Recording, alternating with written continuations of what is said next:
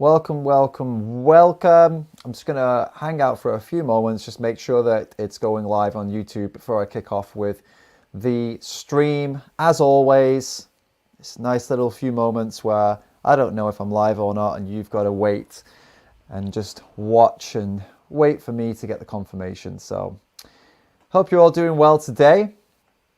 I hope you're having it. There we go. We are live. And yes, hope you're all doing really well. Welcome to another David Ramms live stream. And before we kick off, just a few little things. As always, if you're watching this on the replay, like you're not watching it live, then check the bottom of the screen. Where's the bottom? There's the bottom. Check the bottom of the screen right here, and you'll have the markers, chapter markers, that kind of thing. So if you can just fast forward to wherever you want to go, whatever you want to know, the bit that you're most interested in, right? So that's for you guys who are not watching it live. If you are watching it live, the super chat is your best friend, all right? Remember, if there's any comments or questions or topics that you really want me to discuss, or me and my guests to discuss, you really want us to discuss it, use the super chat. You support me, you contribute into the stream, and I'll give you a great big thank you. I'll put your comment up on the screen for everyone to see, as long as it's not abusive or silly. Well, it can be silly, just not abusive. And yeah, so let's do this. Let's get on with this. Let's not waste any time. We're going to talk about this bone fracture study. Now, before we jump into it, I'll give you like a disclaimer or my background, maybe, just so you kind of know where this is coming from. I'm not giving you any medical advice here.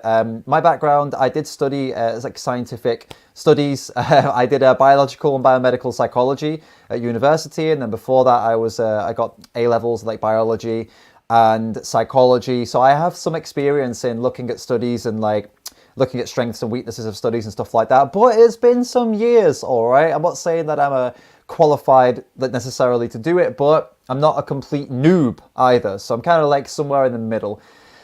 So that's what I'm going to kind of do. I'm going to have a look at it. I'm going to tell you some things that I think, and hopefully put a few minds at ease along the way. I know that some others have already gone into this. I know that Mike the Vegan has done some video on this and talked about this. I've seen that. Garth Davies also did a video on this, Dr. Garth Davies, and both of these videos were very good. I understand that also Vegan Gains just released a video where he's talking to Dr. Avi, I don't know how to pronounce it. I'm sorry, I've not watched much of his stuff. And so yeah, there are people out there talking about it. And most of the things that I saw that I personally thought were a problem have been discussed by these people as well. So maybe there's going to be a bit of repetitivity, but if you've not heard anything yet about this, then, well, no, you're going to hear about it today. So what am I talking about? You know, what actually am I talking about? Maybe you don't even know the study I'm referring to, which I would be very surprised if you didn't know the study I was referring to, because it is being absolutely plastered all over the media as like a got ya, you know, they're like, vegans, we've got you now, we're gonna end veganism or whatever, debunk veganism. That's what's going on right now. So this is the study that is being shared around everywhere. And I bet like most people haven't even read the actual study. I bet most people are just reading these bloody, you know, the Mirror, the Daily Mail or whatever, and just making a conclusion from the headline, which the headlines are usually they're pretty damning on this. They're saying stuff like, you know, 40% of 43, you have a 43% more of a chance of a risk of a fracture if you are vegan, for example. That's kind of what's going around right now, and it's coming from this study. So my aim for this is to not necessarily break it down in such depth, but I'm going to break it down and try and make it a little bit more digestible, because, as I said, I do have experience in reading and doing studies, but I understand that it's good that some people are going into this and speaking the lingo, but I also understand that a lot of people don't really want to know the lingo side of things. They just want to know what the fuck is going on. So that's what I'm going to try and give you, basically, like what the fuck is going on. So let's start with this. What's the Epic Oxford study? So this is a study where they gathered like literally like thousands and thousands of people. So you can see here between 1993 and 2001, this is the database that they used, they collected from. And then it says a follow-up in 2010 as well. But yeah, but basically you can see what they did here. 29,380 meat eaters they got, 8,037 fish eaters, 15,000 almost 15,500 vegetarians and 1,982 vegans. So this gives you a bit of an idea of what this EPIC study looked at, right? They looked at these people's diets, they monitored them, they watched them, they took data from these people over a long period of time, like 1993 to 2001. And they were doing this between those years. So that's quite significant, 93 to 2001, because of course that was before like mainstream veganism. So that's something to really keep in mind about this. And one of the limitations of it is that the data is coming from those years and not necessarily from modern years. And there are some things that come into it with this. Like, for example, Dr. Garth Davies was talking about this, in that these people were not necessarily the most healthy people. The vegans they were looking at weren't the most healthy, because I don't know about you, but I was vegan like over 10 years ago, and nutritional information wasn't quite where it is today, you know, and I wasn't eating particularly well. And I'm sure people that were vegan even further back than that, maybe they weren't eating too well either. And there is a little bit of evidence in this, in that they found in the study that, I'm just going to turn this light up a little bit, I feel like it's a bit dark. They found in the study that the vegans were only eating 20 grams of fiber a day, which, I mean, I don't know if any of you have ever actually looked at how much fiber you're eating, but I'm going to go ahead and assume it's more than 20 grams a day. That's incredible to only be eating 20 grams of fiber a day, right? So that was one of the things that these vegans were doing, for example. And, you know, with this being such a long time ago, and also the fact that they weren't actually monitoring the food going into their mouths, they don't even know if they were actually vegan or not. They had to just go by what they were being told, that these people would say, like, I identify as a vegan, but then that doesn't mean they're actually a vegan. The same as somebody identifying as a vegetarian doesn't mean they're actually a vegetarian, right? So it has its limitations, all right?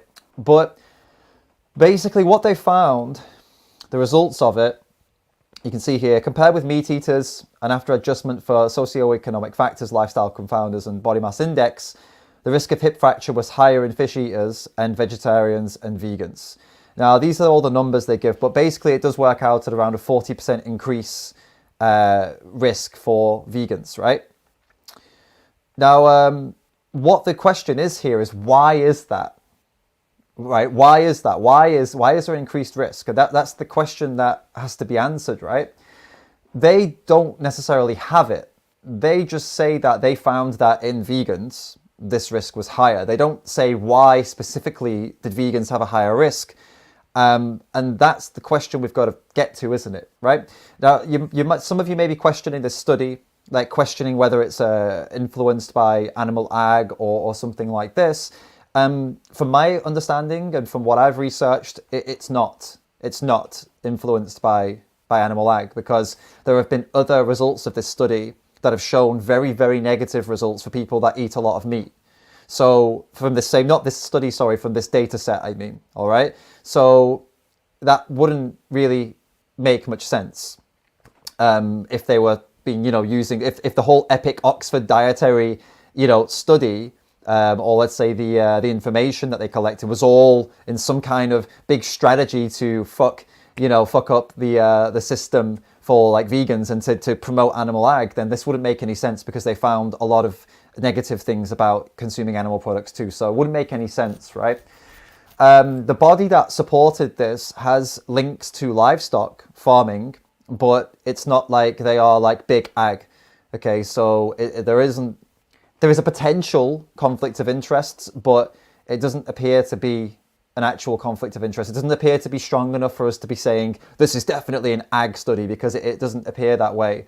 And if you read through the study, which I have, it is actually a seemingly, it has its problems, but it's a well done study done by researchers that are well respected. So, we have to take it seriously. But like I said, the question is, how did this happen? And something else to consider also before we go further with it is, if this is true, if it is for some crazy reason being vegan is causing this, specifically being vegan, like, I don't know, imagine like something ridiculous, like they actually linked it, that it's nothing to do with the diet. Let's imagine they linked it to the fact that vegans are, empathy makes your bones weaker. Let's say empathy makes your bones weaker. Let's imagine that's how it works. This is just being stupid, okay? Just giving an example. Let's imagine that's how it works.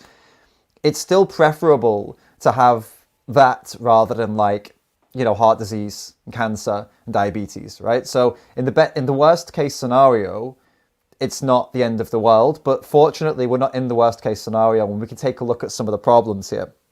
So the increase for hip fracture and all bone fractures was significantly higher for the vegans, right? So let's go through some of the issues with this.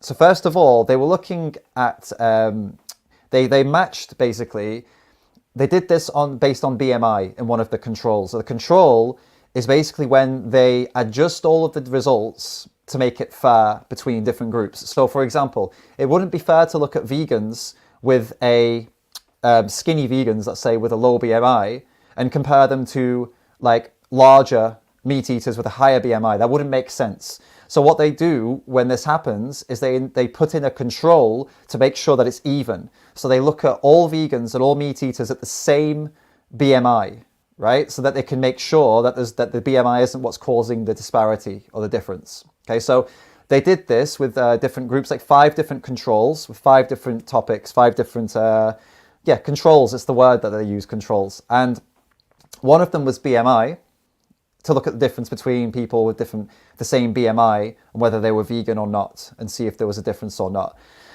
This became a problem because there were not many vegans with a high BMI, right? Because vegans tended to be more skinnier in general, let's say. I use the word skinny, but whatever, slimmer. They weighed less, right? So they found that the number of vegans with a high BMI was very, very small, whereas the number of meat eaters with a high BMI was very, very large. So that was a massive limitation of the study, by the way, a huge limitation, because you can adjust and you can extrapolate the data, which means, yes, you can take the data you got from that small group of vegans and the results, and you can just times it by whatever to make it, if you have 5 vegans and you want to see how it would work for 5,000, then you just times it by 1,000, but that's not very accurate, right? So that was a huge limitation. And one of the other things why that's important, by the way, with the BMI situation, why that's such an important thing, is that if you have a higher BMI, you will have stronger bones because your bones adapt because of the weight that you're putting on them. The only point where this doesn't count is in the ankles, right? Because your ankles, they can become so strong, but the chances of getting a fracture in your ankle if you're overweight are much higher. That's the only area where this doesn't count. But the rest of your body, having a high BMI is actually, apart from the wrists also, having a higher BMI is actually beneficial to prevent hip fractures and bone fractures because of the padding and because your bones will be stronger because of the weight, right? But it's obviously not beneficial for many other reasons. Having a too high of a BMI can cause a whole host of other problems. It's really not the risk versus benefits. Ratio is actually not very good, right? You don't want to get a high BMI just to protect your bones and then have all the other problems that come with that, obviously. So what they found, or one of the findings in the study, which actually Mike the Vegan pointed out, which was very interesting and something that I think has been overlooked by Dr. Garth Davis, maybe he didn't overlook it, maybe he just didn't include it, was actually how the BMI factored into this, and that the vegans that had a BMI of over 22.5 didn't have a difference in fracture rate when compared with the meat eaters with a BMI of over 22.5. So it's basically, this study was only counting the difference in the percentage risk of fracture for vegans with a BMI of under 22.5. Your BMI, by the way, I don't know if you know what I'm talking about here. Body mass index is what I'm talking about. So it's not a very good way to tell if you're healthy or not, because people's bodies vary quite widely, but this is just a general indicator. If your BMI is higher than average, then it usually means that you're overweight. If it's lower than average, it means you're underweight. So yeah, basically the vegans that had a lower BMI had the higher risk, but there weren't many vegans with a high BMI, so that's why the study gave the results it gave, if you're following me. So yeah, so that's kind of like kind of the basics of what we're going over here. And there's some of the problems with that study. I can take you to, let's find part of the study that I wanted to show you, this BMI section, so you can see what I'm talking about and put it into like real terms. And I can show you the differences between 1 second, let's find it. Hope this is making sense so far. It's been a while since I've tried to explain a study to anybody, to be honest with you. It's not something I do on a daily basis. When I was back in uni, I did it. But yeah, no, it's not such a common thing. So let's take a look. So here are the baseline characteristics of the people they studied, right? So you can already see, look, so the meat eaters, they had 29,380, the fish eaters, 8,000, the veggies, 15,000, the vegans, they only had 1,982 vegans. So, I mean, as I said, you can extrapolate data. I don't know if that's the right word, but you can take the results from this and you can, adjust it so it represents more vegans. But realistically, what you really need is, you need more vegans than 1,982 vegans. Like, almost like 2,000 vegans in a study comparing to 29,000 meat eaters. It's not going to give you a wide variety of people, right? What if out of 1,982 vegans that they studied, what if most of them were, I don't know, like vegans tend to be in alternative lifestyles, and this was done in the 90s, right? So what if these people were like, anti-establishment hippies who just love to go and I don't know, maybe just like they weren't really into sports, let's imagine. They were more about sitting around meditating a lot and, I don't know, not eating too much. Maybe they were into intermittent fasting, or maybe they didn't know how to do that, so they were doing it wrong. And there's loads, vegans in the 90s, the early 2000s, it wouldn't be a crazy thing to assume that they were probably that kind of people. So 1,982 is really not going to be enough of a wide variety of people to do, to consider. And this is what they found as a limitation, because when they looked at the body mass index, I mean, look, this is the body mass index here. So 22.1 was I guess that's the average they're giving us here, average of the vegans, whereas 24.5 was the average of the meat eaters. So you can already see there's going to be a problem here, right? Because the meat eaters tend to have, on average, a higher BMI, the vegans tend to have a lower BMI. So when they broke it down by BMI, it was difficult to, it was a limitation. They didn't have enough vegans with a high BMI to make this a fair study, right? Tell me in the comments, is this making sense so far? Is this boring? I hope it's not. I find this stuff really interesting, but as I said, I'm not a big sciencey guy, right? I am a big sciencey guy, but this is not what my channel's about. I try to not get into this too much, but hey, we're here now, and it's interesting. So there's stuff currently, the limitations, all right? Let's go through them real quick one more time. So the biggest limitations here to take away from this, if someone sends you this study, you need to tell them these things. There weren't enough vegans in this study, right? There weren't enough vegans with a high BMI in this study. They found no difference between vegans that had a healthy BMI and meat eaters that had, I wouldn't say a healthy BMI. Over 22.5, they found no difference between the vegans and the meat eaters, all right? That's the point I'm getting at here. So the only differences they found were when vegans had the lower BMI, when people had the lower BMI. So that's what you want to stick to. It was taken from the 90s.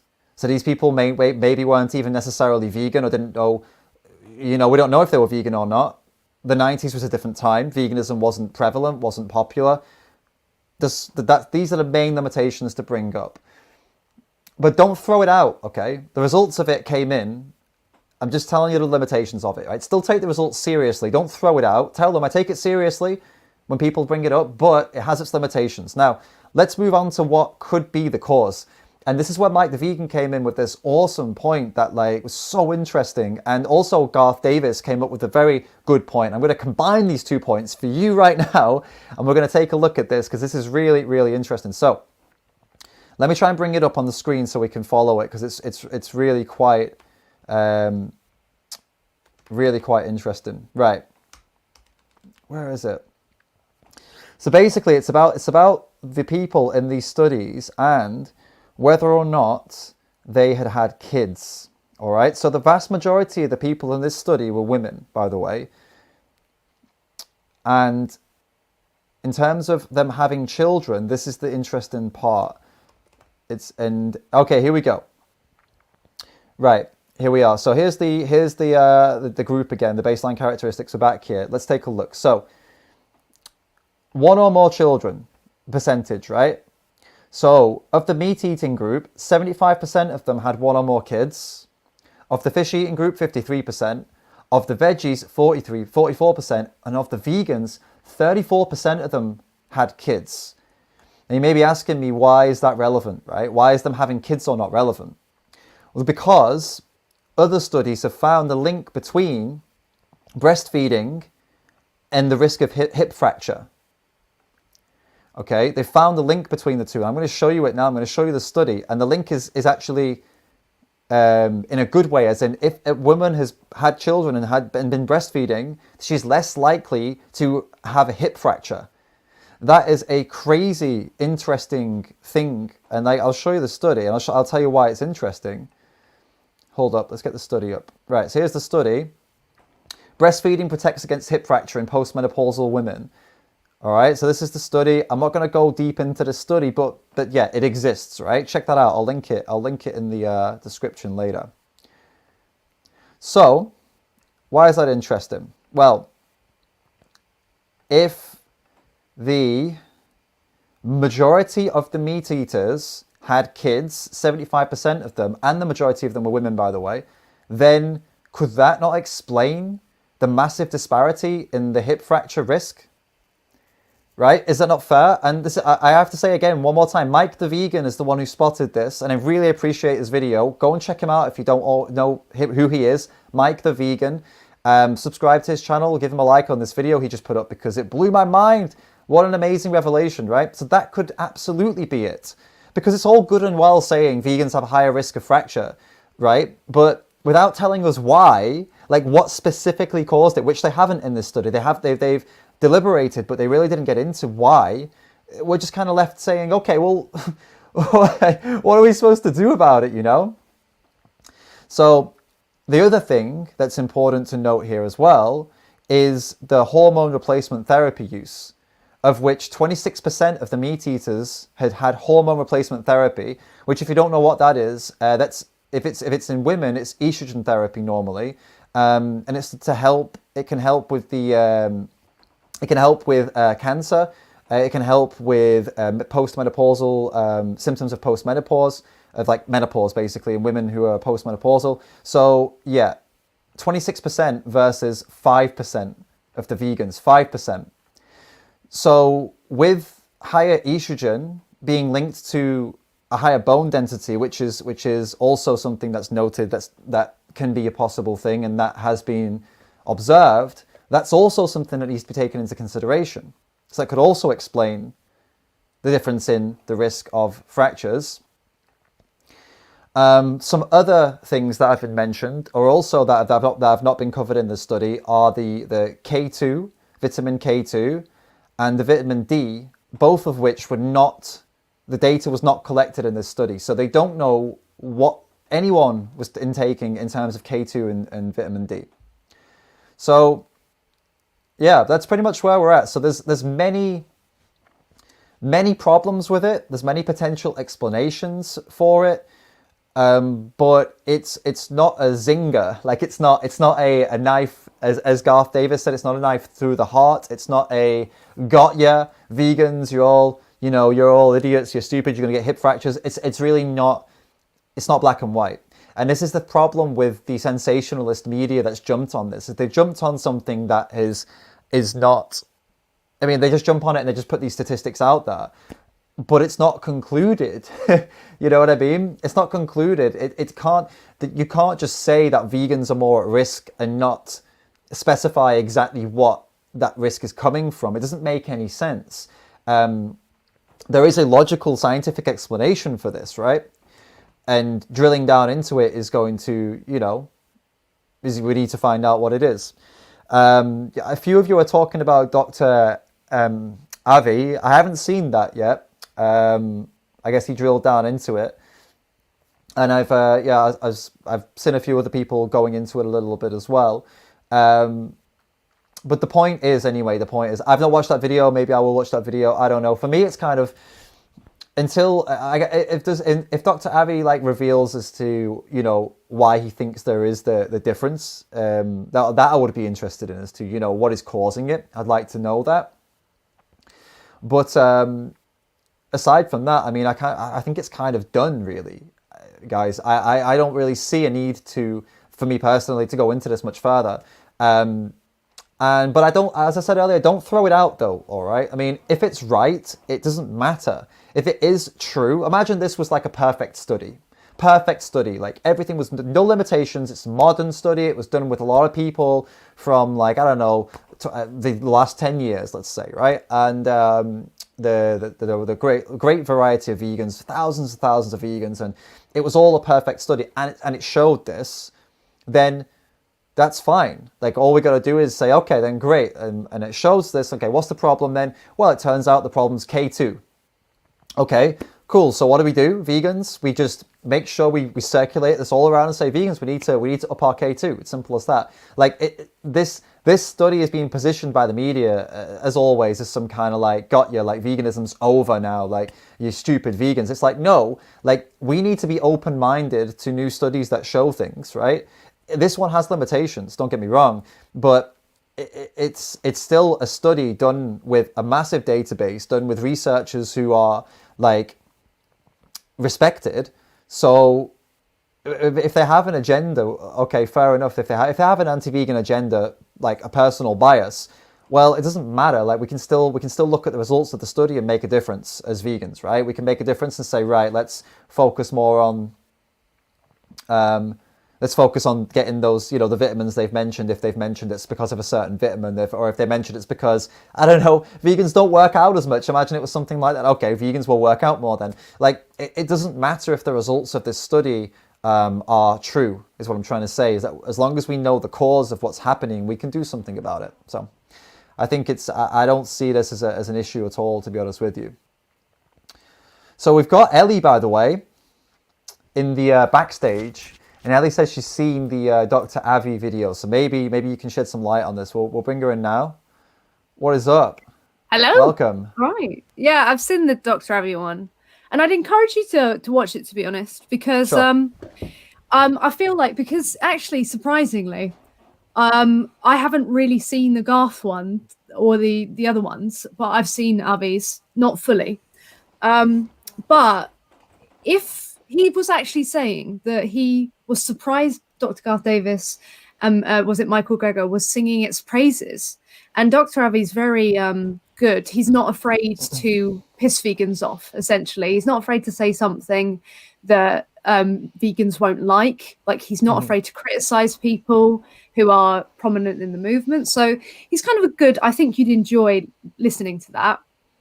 Yeah. But before I talk about it, I just wanted to ask a few questions, because I'm a layman completely. Was activity level accounted for in this study? Was that a control group? Yeah, I think. Hold up. They didn't. Yeah, moderate or high physical activity was here. Yeah, Because they're all more or less well, the meat eaters are at 30% of that. The fish eaters 39%, veggies 39%, and vegans 45%. So actually, that's what I was going to case, say. Because I work in a fracture clinic, and I don't know if they may be distinguished between trauma and general orthopedic, but lots of people who come in are at high activity level, and they're having their fractures because it's trauma fracture. And I don't know if in this study that was accounted for, because of course, if you are someone, we get a lot of like rugby players, for example. If you're someone with high activity level, you could potentially be more prone to sustaining a fracture because you're doing a high intensity workout or sport. So I don't know if that's something to consider. And it looks like the vegans were more active. So also, what was I gonna ask? I was gonna ask if you watched Avi's video. Yeah, no. And another thing that I mentioned was I was thinking about when they looked at how many people were vegan beforehand. Not only was it a small sample group, but to my understanding, didn't quite a large proportion of the sample size stop being vegan, like by the time they'd actually record the data, because they did a 2010 collection. That was the final collection. Okay. And it appeared as if there were hardly any vegans left, maybe 400 out of the 1,000. I haven't seen that follow up actually of the data. I haven't seen it. be absolutely wrong. Maybe someone will say, but I would be very skeptical of any data that sets people saying, "Oh, I'm vegan. I'm not anymore." Yeah. Because like, when did they stop being vegan? Like, Yeah. Yeah. Totally. so yeah. And yeah, not only that, like things like vitamin K2, vitamin D, as you say, they weren't accounted for. And Dr. Avi did say like it's more popular now for vegans to actually eat, you know, dark leafy grains and stuff like that. Yeah. There's more understanding of supplementation and everything like that. And the one thing that Dr. Avi did mention, it was that Mike the vegan, he was scrutinizing his mention of the pregnancy thing. Right. I don't want to, you know, rephrase it because it will be like a completely bad translation. Sure. As well as that, I think Dr. Avi said something about how this fracture difference wasn't seen in men but women or something. But yeah, it Yeah, was he was really saying that. Yeah, he said that as well. Yeah, he basically what Mike the Vegan was saying was that if you're a man and you have a BMI of over 22.5, then you're not. This isn't for you, kind of thing. And I think I don't know much about Dr. Avi, but I think I remember correctly that Richard really doesn't like Mike the Vegan, right? Am I right in actually. saying that? It's more Dr. Avi doesn't like Mike the Vegan, and it's because essentially there was some disagreement about cardiovascular disease. Okay. Mike the Vegan draws some speculations. He's in the camp that, and I'm again a layman, but from what I understand, he believes that reversal can be achieved and that has been proven. But Right. Dr. Avi's in the camp where it's like you cannot say with absolute certainty that reversal's been proved via the diagrams that have been shown. Like, you know, that popular diagram we see of heart disease reversal that people refer Right. to. They Yeah. say that's just not accurate enough to say that, yeah, that absolutely is the case. And I think they got Mike to concede on that. But Right. then he's still saying it, and he made that follow-up video saying, "No, I still believe that you can say that." It's, you know, I it's all mean, this is the nuance and semantics, but yeah. yeah, this is the thing though, right? It's like I don't know, I've not seen this discussion, right? But my opinion on this would be like that's the issue with science is that even when you have seen something to be like proven, it's not, it never is, and there's always someone who can point out that to you, like, oh, but you didn't, you know. I gotta know, I don't know this argument, right? And this is why I'm Yeah. being quite kind of like middle road on this study as well, because it's like it's not proven beyond reasonable doubt. This study doesn't prove beyond reasonable doubt in my mind, based on the fact that, you know, vegans have a higher risk. But at the same time, it's not worth throwing it out because of the limitations with it. And I don't know what Dr. Avi exactly did with this, and you know how hard he went on it. People are saying he's like destroyed it or whatever. I know it has its limitations. I clearly see that. And you know, maybe after what he said, I would also be very dubious about paying any attention to it. But my point is why not pay attention to it, right? Even if they found okay, the reasons not to pay attention to it were if it was like literally complete bullshit.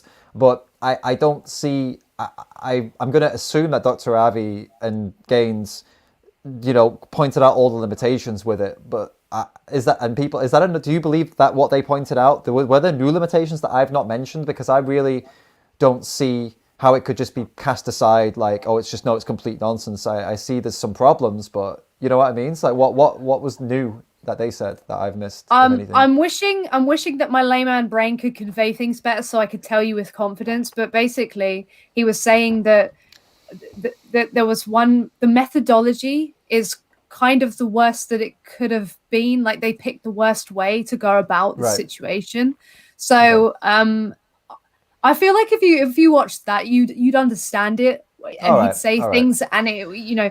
But I think you don't just trust people just because they're more critical, obviously. But if someone does come along and they're like, even though I do have this personal bias, I'm going to say things that will make people uncomfortable if I think it's untrue. It does put me at ease when listening to someone like Dr. Avi, when he's like, actually, no, this is actually crap. But makes sense. I don't think it was a full dismissal, but he sounded heavily disappointed. So all right. That's fair. That's fair. Yeah. I mean, I'm open. Obviously, I open to having my mind changed. I will watch that and maybe won't come back to it in another video, but I'll watch it. But I guess where I'm up to now is basically forget this study for a second and just say like, if the studies like this do come out and if they appear to be relatively coherent, right? Like they seem to be put together properly. There's limitations with all these studies, right? But as long as they're not literally funded by the fucking dairy or meat industry, which this one isn't, in my opinion, we can still take something positive from it, is what I'm trying to say. So if anything, this study can just be a quick reminder, like, by the way, let's make sure we're getting enough vitamin D, vitamin K2. Let's make sure we're working out, right? Let's make sure we're being a good example, because you don't want to be part of a new study 10 years from now where you've been registered in hospital as a vegan with a fucking fracture, and then they redo the study in 10 years. Like, actually, look, we actually have a more accurate one now because the vegans didn't listen to this study like 10 years ago, so they just kept on, a lot of vegans were eating shit. So I think it's much better to take something positive from it, really. Yeah, it's really moralizing just to remember, oh, by the way, your bones could break. I don't think we think about that every single day. I mean, I do. I think about injury and death more than the normal person because I'm surrounded by it when I go to work. But I think it's really annoying because the people who are using it and linking it aren't even reading it. They're just looking at the headlines anyway. So, but yeah, I think it's good that we've got all of these like different perspectives and different doctors to kind of walk us through some of the stuff. And especially when they're like disagreeing with each other, it's even more fun. Definitely. What I really don't like though, and what I see a lot with this kind of stuff, like I don't see, unfortunately, I don't know how to put this. Let me just think about it for a second. So I would say like, I hate seeing multiple people that are talking as though they are the gospel, right? And I don't think it's like necessarily the people that are doing it. I think it's actually the people who support those people. I get you. And I don't like to see that. And I don't think I've seen it in the comments today, but people who are like, this person knows what they're talking about, fuck Mike the vegan, or fuck this other person, like they don't know what they're doing, this is the one. And it's like, guys, it's not a fucking competition. Like I watched Garth Davies and I watched Mike the vegan, and they said different things, and some of them even like conflicted, and I was like, well, I feel like these are both like, I take the things I agree with, and I'll watch Dr. Avi and I'll be like, well, maybe I'll take the things I agree with, maybe I'll disagree there. Like you can take it, one of these people is not the overall holder of knowledge. I know Michelle Lowe is also in the comments saying that she's done 2 videos on this as well. Great. Then there's a lot of different takes on this to look at, right? And you can use your rational thinking and critical thinking to decide which points do you not believe, but like which are the most convincing to you, and then you can form your opinion and say, well, this was more convincing to me because this person said this thing, and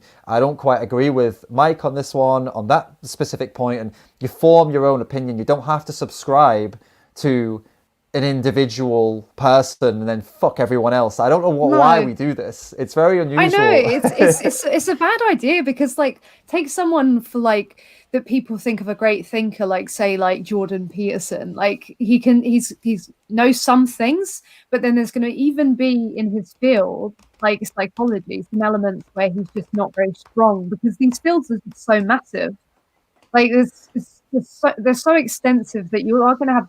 That's why specialist fields exist, because there's just so much to know and so much to factor in when you're arguing about anything. And you can be really clever on some things, but then hot garbage in other areas. Like, so it is a bit of a myth. I don't know. Oh, we got a super chat. Well, you got a super chat. It's a we. You're It's in mine this. now. Mine now. Yeah. Michael Askew saying, Michelle Lowe said, also look at this research team and who they are funded by. Please do this as they were also responsible for the awful vegans at stroke study from last year. Yeah, and I saw that Mike the Vegan covered that as well. And I kind of, I'm tempted to agree with him on this in that these same group also released studies that go very much against animal ag. Like he was pointing out, there was another study they did that showed a link between, what was it now? They've put out other studies that have gone against animal products too, and so I can't remember. I'm not going to try and bring that up. But my point is that yes, there is potentially some bias there, but it's also, I don't know if I'm convinced enough. Maybe I'll watch Michelle's video on this and see if that convinces me anymore. But at this point, I'm not completely convinced because, yeah. I don't know. I think the media is the problem with this. I wouldn't say it's the research team. I'd say it's the media that are the issue.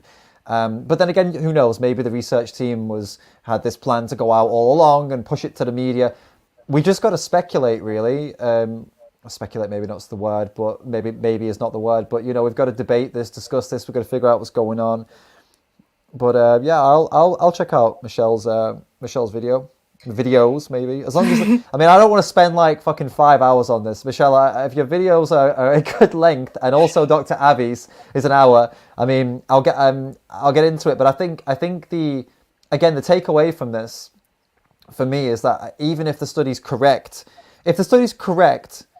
we can handle it. If the study's wrong, we can handle it. So for me, it's a win-win. It's a real clear win-win. If the study's correct, okay, then let's look into it and ask why, and let's fix ourselves as a community and make sure this doesn't happen again. If the study's bullshit, well, we should still try and be healthier. So it's like the outcome is the same either way. We should see it as the same either way. Yeah, Cool. Michelle said yes, activity level was accounted for, but not a type of activity. It is weight-bearing exercise that's most protective of bones. Other activity can actually increase fracture risk. That's the thing. So many of the fractures who come in, like hip fractures, a lot of the time you're looking at an older demographic. However, I've seen young, healthy people come in and they've had like a trauma accident at rugby, loads of sports. We had swimmers, squash players coming in, and it's because they've been playing, and so it's just, if the activity level's up, my first thought, and again, I'm a layman, so I might, but I do work in a place and I see it all the time. Of course, is, oh well, these people have a high activity level, so they're gonna pull something. Something's gonna break. But, totally. Yeah. If disregarding this study, like if another study came out and just like I said, it was legit, it was like fully legit, like there was no problems with it, it was like it was showing this, some of the things I would guess really, like we talked about already, vegans, well, I don't know, modern vegans, like let's talk about this, like let's spitball this for a second. Like if this study came out and it was like 2020 and they did it over the last 5 years and it showed the same results, right, that vegans were at a higher risk of bone fractures, and they found this from the last 5 years, and they used a good amount of vegans, all different BMIs and all different like variety of vegans, and they found it was let's imagine like they didn't link it to any vitamins like this study, right? So let's imagine the vitamins were taken care of, like there was no deficiencies that were causing it. What would you guess at that point that could possibly cause it if it wasn't a vitamin deficiency and it was over the last 5 years? I would absolutely think it's because a lot of the time people calling themselves vegan are plant-based lifestyle people, and those sorts of people are really heavy into exercise. So I would think it's got something to do with that, and that would be my first thought. Lifestyle, yeah, lifestyle absolutely. Choices.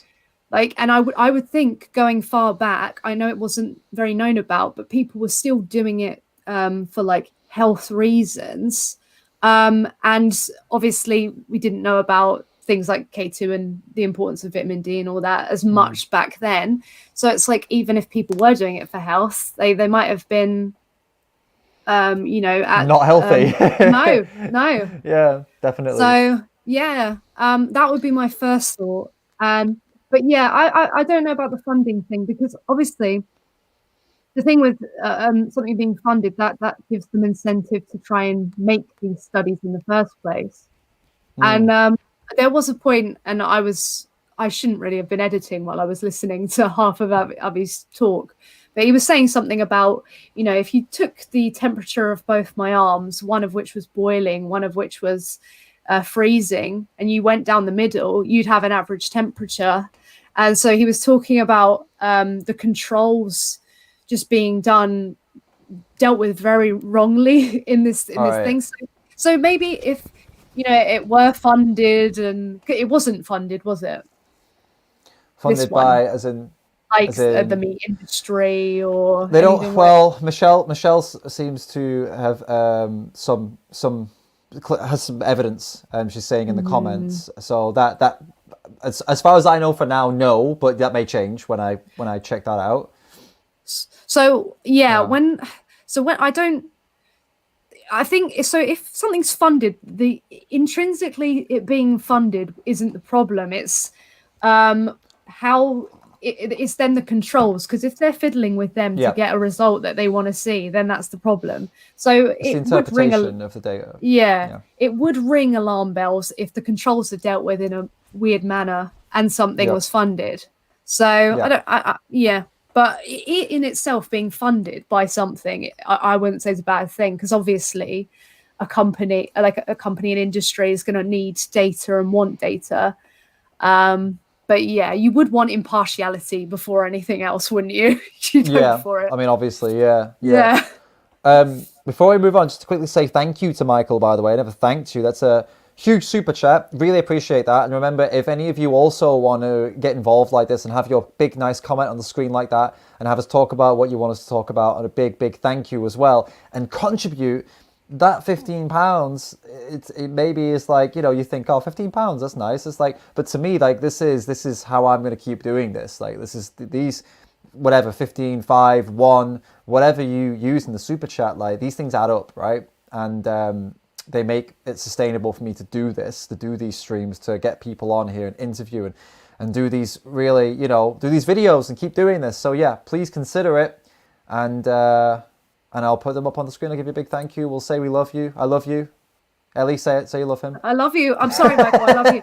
Especially after his donations to the sanctuary yesterday. Oh, nice. He's a generous lad. So thanks, Michael. Really appreciate it. Well, I don't get either. What a great guy. I just don't understand how it can even be obviously allowed, but I just wouldn't be comfortable making a study and having such a small sample group and then comparing it to another one. Like, that's just not fair, because obviously the less you have, one person can affect the mode and everything far more. And so it's just like, I wouldn't even bother. Yeah. Like, I just don't think that's right. And it's what I said earlier. I need to take this back, actually. I said something earlier that didn't make any sense, because they did adjust and they did control for exercise, right? So what I said about, maybe this 2,000 vegans were like hippie types. Well, that was disproven, because maybe they were hippie types, but they definitely weren't sitting around on their asses, because quite a lot of them, 45% of them, claimed to be doing moderate to hard exercise, right? So then let's flip that on its head. If 45% of them were doing moderate to hard exercise, vegans in the 90s, Mike said this in his video. I mean, it would be safe to assume that they could have been like skating, because skate culture was huge, right? Both on skateboards or like on the the blades, right? That shit. You're getting a fracture. You're getting a fracture if you do that, right? Of course. We've all been close to or had fractures from doing stupid shit like that, right? But it's like, the reason I say that skating and stuff is because that's the alternative scene, and veganism is about the most, back then it was about the most alternative thing you could do. I mean, come on. Vegan in straight 1990s. Edge vegan culture. Straight edge vegan culture was quite popular then. Yeah, straight edge, the hardcore fucking crews. Like, you know what they did? They go to a show, you beat the shit out of each other. Yeah. Like, you literally, like, exactly. It's not a mosh pit, it's like a fight. So, you know, there's these things to consider. We're just speculating, right? But I'm just all saying there are speculating. these things. These things need to be considered. 2,000 vegans. You're not going to get, in my opinion, you're not going to get a very representative group of people from 2,000. I mean, especially when so many of them leave, like before the study's even over. They're like, "Oh no, I'm not vegan anymore." So when did you stop? Yeah. Like, what? I don't know. Just yeah. It's worth looking at. It's Yeah, it is, and that's the problem. We can't really do anything about it because there's like so many questions coming up. Like, well, what about this? What about that? It's just like that's why when Avi said, "I don't even know why this is being seen as something even remotely good," I was just like, "Yeah," because I looked at it and thought, "Eh." But obviously, I don't have an authority because I can't understand. Like, I can't read studies. Like all the symbols and everything, they throw me off. Yeah, so yeah, I just hope people are leading me in the right direction. Like, to be honest with you, this is a problem with it though. Is that like most people? I don't even. I mean, I read. Like I read studies for like university, and like I did studies for university. I wrote studies for university, and even now, like it's been so long that even I'm reading. When I was reading this one, I was like, oh god, this is not. I don't enjoy reading this at all. You know, it was not enjoyable, and it takes time, and it makes you have to concentrate, and so. But the majority of people have never even done anything like this before, right? So you know, think about what they're looking at, right? And then the majority of non-vegans out there, vegans and non-vegans, are looking at this headline by the fucking Mirror or whatever. Oh no! And they're just like, you know, they read the headline, they read the article, and they're like, well, I mean, there it is, right? Yeah, it's because we need dairy milk. Yeah, so exactly. We need to drink the cow's secretions of another species. Of course. Exactly. And you know, funnily enough, me and my brother were just talking about this before this call. He was reminding me that our mum, she raised me and my brother with like, I don't think we drank cow's milk when she was when we were babies, right? She refused to give us cow's milk apparently. And the doctor said we were going to have deformed bones and like diseases and shit like that. And now I'm 6'2", which is like 188 centimeters, and my brother is like 6'1". So it's like, yeah, this the lack of cow's milk really held us back, right? Really funny. This is what's throwing me off though, because like people in the chat saying yes, exercise increases bone density, so you know inactive vegans are more at risk, or anyone. But this is what I'm meaning though. Like when this is being said, I'm fully understanding that exercising does increase bone density, but if you are high activity and you're in high intensity sports, like you are putting yourself at risk like of a fracture, because you're in situations where you're I don't even know how to put this, like you're literally putting yourself in situations where you're more at risk to like high trauma injuries. Like I'm just sitting around, like obviously like I'm not too active, so my bones could probably, I could, you know, hurt myself falling down the stairs, you know, more likely than someone else. But if I started like running around a pitch, like to, you know, in 6 weeks' time, I'm like running around like playing rugby. Like, is that not something that's factored in? It must be. Like, it can't be this like thing that no one's considered. But I would just, I would just think, well, and especially, you know, maybe my seeing people has skewed or confused me. But seeing the number of people who are very sporty, high activity people coming in with sport related injuries is just ridiculous. Like, so. It would be very interesting if they broke the study down again into like the specific causes of the fractures. That I would like to see, because I've had 2 fractures in my life. One on this wrist from playing wrestling with a friend, and he jumped, you know, to do like a body slam, and I caught him and I tried to flip him, and his entire body weight went on my hand, and broke it. Like snapped the wrist a little bit. It wasn't very nice. And then the other one was, I mean, that was, I mean, come on, if you're going to interview me about that as a vegan, like, I'm sorry, but anyone who has someone's entire body weight on this part of their hand and tries to fucking lift them is going to have a problem. You know, he was coming down like, bam, you know, it wasn't good. So there was that. And then the other one was my ankle. I was on holiday in Greece. I can't remember where exactly. It was like one of those shitty Kavos. That was it. Oh, Kavos. Shitty. Oh, don't even. Anyway, and I was drunk and I ran down the beach and I was like, I'm gonna jump in the water, and it looked really deep. I couldn't see the bottom, or at least I thought I couldn't see the bottom. So I jumped, grabbed my knees, bombed, and went kind of turned over to the right a little bit, and I landed on the sand with all of the weight on my right foot because I thought it was deep and it wasn't. So I just just on the right ankle.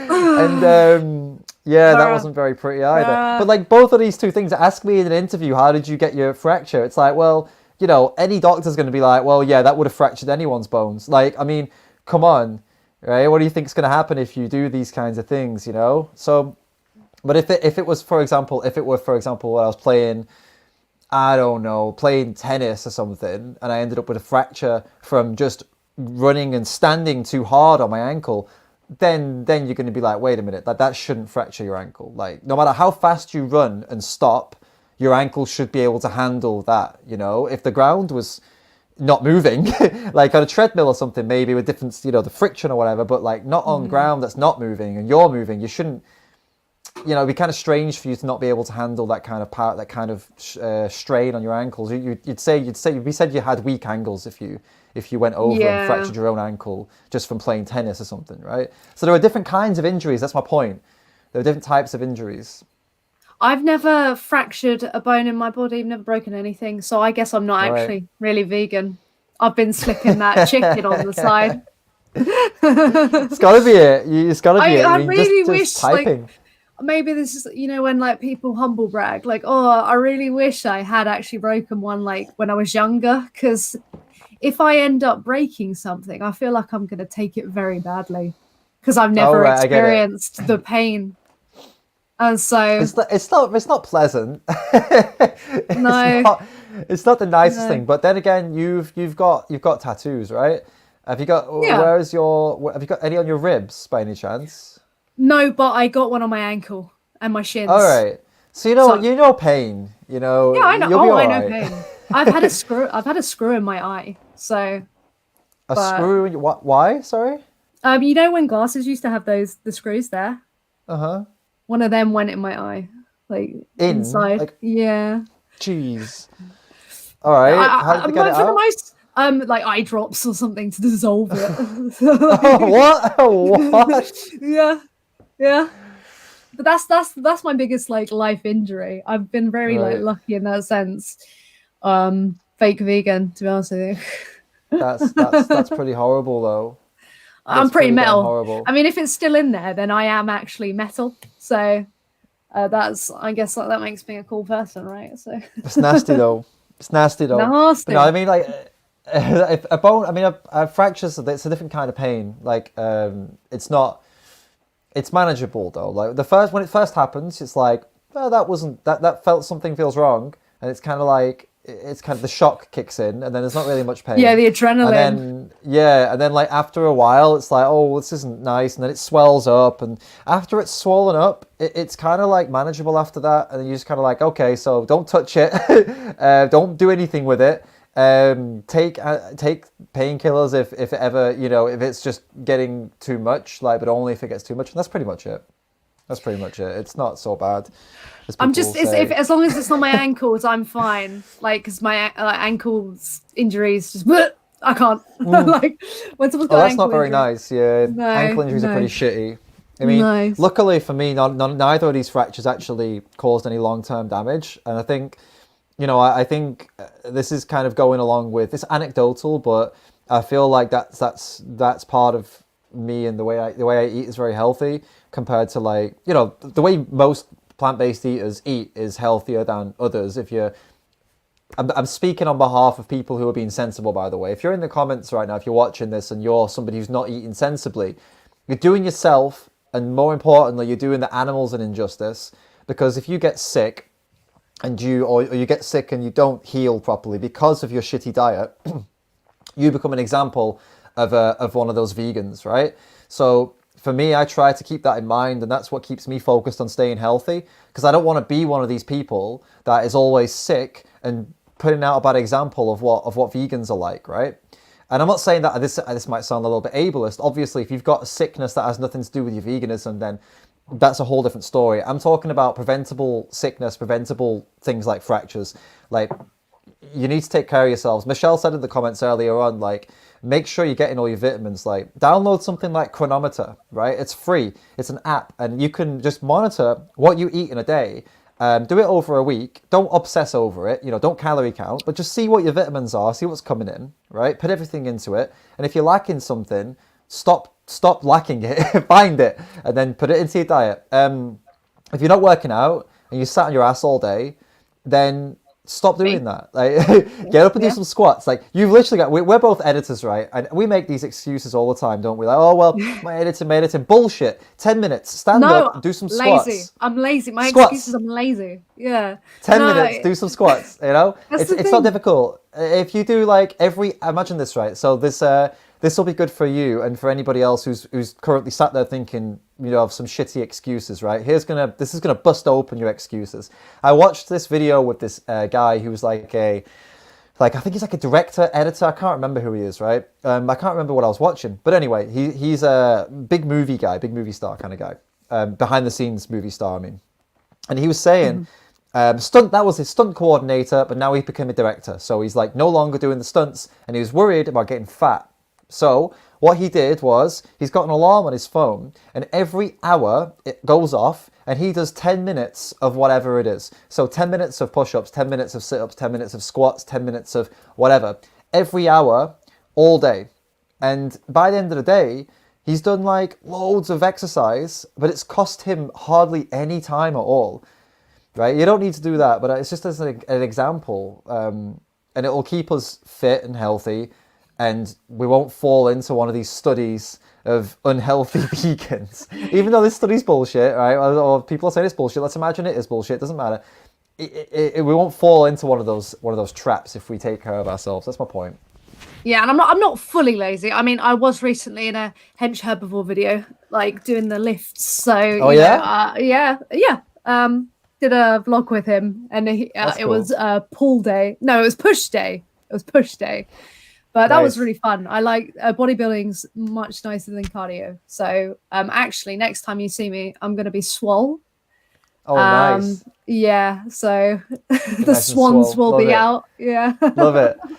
Yeah, no, totally. I think a lot of people had this weird concept that bodybuilding is for building a body, but it actually isn't. No, it doesn't have to be. It doesn't have to be. Like, no, I mean, obviously, it depends on your goals. If you want to build a body, then you build a body with bodybuilding. If you want to be fit and healthy and strong, bodybuilding still does that. You don't have to necessarily, like a lot of people. I mean, bodybuilding exercises is what I'm talking about here, not bodybuilding as in the thing to do. Like if you're eating shitloads of food and working out, trying to build muscle, that's bodybuilding. But if you're doing strength exercises that are the core of bodybuilding, it doesn't necessarily mean that you're going to become like super ripped and huge unless you want that. Like bench press, for example, people would consider that as like a bodybuilding exercise, right? That's for building, but it doesn't have to be. If you do light weight and you focus on the form and do it perfectly, then it'll just make you overall like a stronger person. You'll be healthier and fitter. And people have this wrong impression of this. It really does work your muscles because, like, you know, they're delayed onset muscle soreness. Exactly. And that's when your muscles are building back. God almighty, when that kicks in, like for like 2 days, I made the mistake of putting my food in this cupboard and I had to get my arm and I was like, no. And I was like, literally, I'm not even joking. I was there for like 2 minutes, like trying to get my arm up. It was horrible. But so yeah, I do like the bodybuilding. So do you know what's pretty crazy though? Like, have weights. I don't know if you knew this, but like for anyone that's like scared of the DOMS, it's called the DOMS. If you're scared of that pain, it's from lactic acid, right? It's lactic acid buildup in your muscles. It will feel like you have destroyed your muscles. You'll feel like your body is done. You'll be like, oh my God, like I feel like I've broken or really damaged something. You've not, right? If it's an achy pain, if it's a shooting pain, then you've got a problem, right? If it's like sharp shooting, not good. If it's that aching pain, no problem. And the best way to get rid of it, you're not going to like this, keep working out. Yeah. Because the more you pump the muscles, the more that you increase the circulation, and this lactic acid buildup goes away. So it's like counterintuitive to, if your chest is hurting, it's counterintuitive to do some push-ups. But if you wait like 48 hours is the best time, because then you give your muscles time to actually recover from the damage. But if the aches are still there, you just keep working out. Like, give it 48 hours, but then work those muscles again, those same muscles. Don't do it the day after. Do it the day after that. It'll help a lot. You'll feel better, for sure. As well as that, like other lifestyle stuff, like I'd had like 3 hours sleep, stuff like that. Not eaten well, like had inflammatory foods. It's like it's a big old. You have to kind of add everything in, but I do think vegans are more mindful of that now, but I don't think they were back in the day. No. I could almost guarantee there were just like loads of emos and like goths, straight edge goths. Do you reckon? Like, definitely. Hardcore, like it's like vegan straight edge, isn't it? Yeah, it's that whole hardcore, that hardcore kids, and like I don't know if goth was a thing. Yeah, it was a thing. It's still a thing. I'm telling you, it's still a thing. Oh yeah, it's still going on, is it? Yeah. Oh yeah. I was a goth at 7.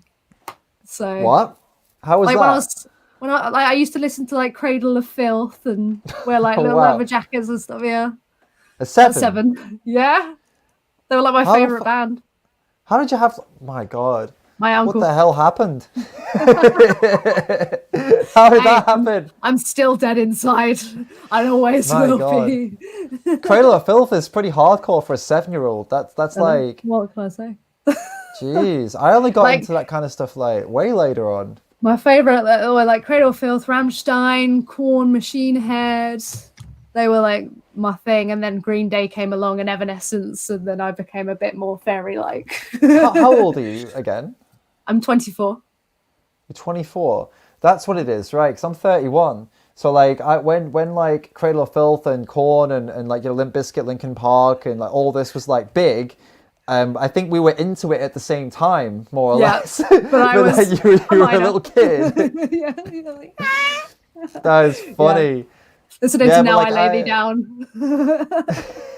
I got into a little bit of Cradle of Filth. I liked them, but they did a cover. I think no, way back. Yeah, they did. Yeah, they did a cover of a Maiden song, I think, and that's when I got into them. They covered Iron Maiden. I was into Iron Maiden. They were my first gig, like proper gig. So, yeah. Oh yeah, Maiden was your first gig? Yeah, my first proper gig, was Iron Maiden. So I got a big delay on my side. Oh, sorry. I got a big delay on my side. I don't know what's going on here. It's coming back. I can leave and come back. Let's try it. I'll just take you out and put you back in 1 second. All right. Oh, okay, we're good. We're back. Yeah. Okay. I'll do it to myself as well, mate. All right. Is mine better now? Yeah. Okay. Oh, yeah, cool. Better now. I'm just testing, making sure it's all good. My first gig, you won't believe this. My first gig was Download Festival 2015. Oh wow! Which is like I think my first ever show. I think the Iron Maiden one was the Somewhere Back in Time. I think that was 2007 or something like that. Yeah, no, 2008 or something. I don't know, but yeah, it was a while ago. Wait, did I say 2015? I don't know. No, it wasn't 2015. 2005. I was 15 years old, and it was 2005. That's what it is. Yeah. 2005. Yeah. It was. I think Metallica. I want to say Metallica were playing. I saw Slayer. I saw like Slayer. I love Slayer. Slayer. Like the fucking. It was pretty cool. I got to see Damage Plan before Dimebag got shot. You know, Dimebag Darrell. Oh, really? Darrell, yeah. Yeah. So that was pretty cool that I got to see him play before he got killed. Yeah, like not on he didn't get killed at that show, but it was like I think it was like a year before he got killed or something. It was pretty interesting. Yeah, we've gone off topic. Sorry. Someone just commented saying they're not really talking about veganism anymore. They're talking about goths. Yeah. Sorry, I totally derailed that. It's all right. No, it's all good. We're going with the flow, natural flow. Let's pull a look. If any of you have got topics, by the way, remember use the super chat, and that's how you'll get the topic up here, and we'll talk about it. For sure, that's how you do it, because that's how much I appreciate a good super chat. So take that as you He's will. gagging for it. Gagging for I am it. gagging. I am gagging for a super He's chat right gooped now. and gagged. Absolutely. I swear to God, if someone super chats right now, I'm just gonna lose it. I am gonna lose it. He's gonna lose his mind. He's gagging. It's too much. It's too much. I'm so thirsty. I'm so thirsty for a super chat. That's what it is. Look at him chilling. All right. we've got this cringe commercial, right? Let's talk about this. How have you guys seen my last video, the 5 Minute Friday with the with the fucking parody? Did you guys see that? Did you see it, Ellie? Yeah, that was good. So that was like, you know what? I have to give some props here to Danny lifting vegan logic. Dude inspired me like crazy to take up the comedy angle, because beforehand, like, my content was, I mean, it's a serious topic, right? So I always thought I've got to be serious like 90% of the time, right? That's how I thought. Like, serious. I know, right? I thought I've got to be really fucking serious. Like, I need to be like. Obviously, I never considered the idea that I could make fun of the anti-vegans and the non-vegan BS. I thought I always had to be like super serious, because I was like, I'm taking it seriously for the animals. But then I realized watching his stuff, it's like you can have a serious moral message transmitted through comedy, but the comedy is not at the expense of the animals. It's at the expense of the people who are against veganism, and this is what I'd never considered before. Because I've always liked making jokes and cracking jokes at people and like being stupid, but I never put it into my content, because I was like, well, it's not me. So I'm happy, thanks to Danny. Lifting Vegan Logic, by the way, for those of you that don't know who I'm talking about, inspired me to get on board with that and start taking the piss out of people a bit more, and being a bit more who I am. This is who I am. I love taking the piss out of people. It's good fun. I've found, because so when I was looking back 4 years ago, I found one of the first vegan meme reviews I did, because I've done this for a long time of like trying that kind of silly stance, mocking, just making silly videos. I don't know if you've seen my last video on Paul Saladino and Frank Tufano. I saw it. I saw the thumb. I've not seen it though. It's I don't know who this Saladino guy is. Oh, so the thumbnail's got nothing to do with it. It's like a news parody. Okay. Oh, okay. It's the Cave News. So I'm like a newscaster, and it's this thing that I'm doing where like it's all about the carnivore dieters, and it goes through them. Like the next one's Bart K and Bobby's perspective. But yeah, nice. I know through the time that I've been doing this, I have had a lot of people actually get pissed off at me for doing it. They don't understand the motive behind what, like, people like myself, Lifting Vegan Logic, and you are doing, where it's like there needs to be a cathartic element. There needs to you do have to bring humor to it, because if it is too serious, like, nobody cares. Like that's what you find out, like, growing up, that a lot of the time nobody cares. Like, they want a laugh, they want things not to be too silly. So I think it's good for the community to have a giggle. And I think it's actually quite inviting to have just sarcasm, memes, just ridiculous, like, and yeah. Exactly. Like my I posted my which video, the sex video. I posted that in Facebook. The one about that whole thing, and that was very had a lot of comedy. And some guy responded on there saying, I don't know, something that veganism has nothing to do with this. It's about the animals. And I was like, if you watch the video, bro, like, the first story is all comic relief, right? And it leads on to way more serious topics. It's like, this is so I get what you're saying. Like, some people are going to take issue, but it's very short-sighted to believe that just by being serious all the time is going to get the point across. Like, people don't watch, like, my videos, my best performing videos by far are the ones where either I am absolutely ripping into someone in a serious and also sarcastic way, or if I've done a parody, right? My super serious videos, They simply just haven't performed. My number one performing video was in 2017, and I should have taken the sign then. And it's just me doing push-ups, saying about how I'm a weak vegan. Oh, I like that one. Yeah, I like right? that one. 2017, 150,000 views or something, right? And I don't understand why. 2017, I'm a fucking idiot. Why did I not realize 3 years ago that was where I should put my time into sarcasm and comedy, and I didn't get it, and I waited until 20 to realize this was the way. You might feel stupid, but I've done the same. Like, I think it was like 2 years ago or a year ago was the last time I did a news thing. Like, I was a newscaster reporting from the town of No Shit. So it's like where I was stating the obvious, and now I'm like, oh, I should bring back the news thing.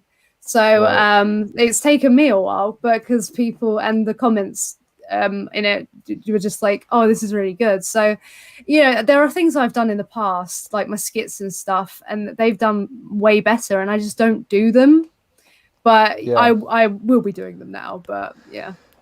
Yeah, I'm going to be doing way more of them. I've got a really good one I've just planned out about Arnold Schwarzenegger. I saw Danny did a cool one. Mine's going to be nothing like Danny's, nothing at all. I made a point of like, right, I like what he's done. I've got my own vibe here, and I really want to do it, you know? So, yeah. It'd be cool as well to like collaborate on these things. Like if you watch my recent one, I think it'd be really cool to get people like kind of collaborating on their skits like you did with Danny. Yeah, I just think it'd be way funnier. But it's getting everything into place, but it's a very niche thing. See, Michael remembers No Shit. The town yeah, for sure. It's definitely I think looking at we can kind of look into why this does better as well. I think that's also interesting because I think there is a talent, and there is definitely talent may not be the word. I don't know. There is something special about putting out a message that is using sarcasm, comedy, or just straight up savagery, right? I think when a video, and Mike the Vegan, some of his, I'm not actually, no, it's a bad example. I'm just trying to think of examples of people who, actually I can't think, this is representative of what I'm saying.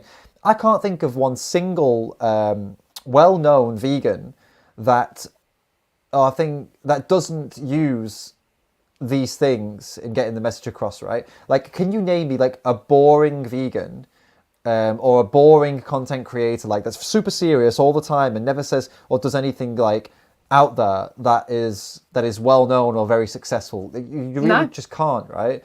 I'd say your closest one is Earthling Ed, but what he makes up for in entertainment value, what he loses in entertainment value, he makes up for in, I don't know. I guess he's got charisma, right? I think that's it. It doesn't have to make jokes and stuff. He has charisma, and it kind of works.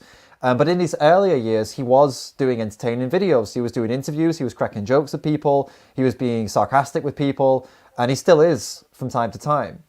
That's how he got his following, right? So yeah, that's the point, really, isn't it? It's the same with memes, right? Memes as well. Like, you can post loads and loads of stuff on Instagram, for example, but if you post a meme that is either like bam, punchy as fuck, or it's like funny or sarcastic, that's always going to perform and get to more people's eyes. And isn't that what social media is all about? Like, your message can be brilliant and perfect, but if it doesn't get in front of people, then what the fuck was the point in writing it?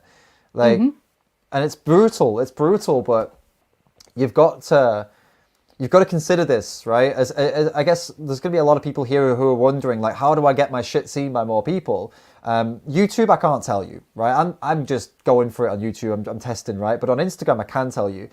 You got to go for it, no bullshit. You got to either be no bullshit to the point, or you've got to be sarcastic. You got to do something that's going to rock people, rather than doing something that everybody else is doing. Like, you know, you got to rock. You got to cut through the bullshit. You got to cut straight through it. Otherwise, you're just going to keep posting and try and get lucky, basically. Yeah, exactly. But yeah, I've been wanting to see more of it, like the whole time, literally, because I think 6 years I've been doing vegan YouTube, And then like a year in, I was like, God, this is kind of like boring. Like, because the lifestyle activism actually was the boring stuff. And now that's not around anymore. Because I think it's got to the point where we all kind of know we're more versed on the science and everything. We're less into anecdotal nonsense. Now we're all kind of burnt out and need some relief. That's the kind of stage I think a lot of us are at. So it's like a perfect time to just parody everything. So yeah. Yeah, definitely. There's somebody in the comments, by the way, who's Annie, by the way, if you're listening, can you boot this person, because I think they're just going to keep posting that. Or no, maybe not boot them. Don't boot them. Just I'll time them out. I've timed them out. There we go. They're not being booted. They're blocked for 5 minutes. But Akshat, if you're still watching, I've got some great news for you, because on Wednesday we have a new Sadguru video coming. Woo! So there you go, Akshat. So I'm not apologising to Sadguru, unfortunately for you. I'm actually comparing him to another guru who isn't an abusive piece of shit. So that's going to be nice to see. We're going to see how this other guru... We're going to see how this other guru talks about animals and how he actually respects them and doesn't want to use them and abuse them. And I've made a direct comparison between him and Sadguru, and I'm giving you the choice to decide who you think is more peaceful between these two people. So you can watch that and see what you think. And then after that, more good news for you. I have another video coming about Sadguru. Which I've not actually filmed yet. And the reason, like, you asked me, you may be wondering, like, why do I keep, he's still here anyway, why do I keep making these videos? Well, people are wondering this, they're like, why Sadguru, why Sadguru? Because when somebody is preaching to millions of people, right, saying they're compassionate, saying they're, loving and love all animals and stuff like that, yet also in the same breath says that we should use animals and that, we need to milk them or they'll be killed or whatever, and silly things like that. They need to be thoroughly called out. And when I call them out, I receive loads and loads and loads and loads and loads of views and comments and shares, and like the video goes like really far, I'm going to keep doing it because people see it. And yes, maybe a lot of the people commenting are angry, but the more of them that comment, the more chance it gets to somebody who will take it seriously. And a lot of the comments have come back saying, David, this changed the way I see things. I'm actually going vegan, or I'm considering going vegan, or thank you so much for this perspective. So it's so worth it to keep doing it, In my eyes, this is what I was taught. I used to play American football, and we used to have this concept that I was taught, and it's the play. You choose a play, right? Your offense, you have your team, and you do something, and if it works, then other teams, they will change it. The teams that I played for, my coach was like, keep doing it until it stops working, and then change. I agree. So I'll keep doing what works until it stops working, then I'll change, right?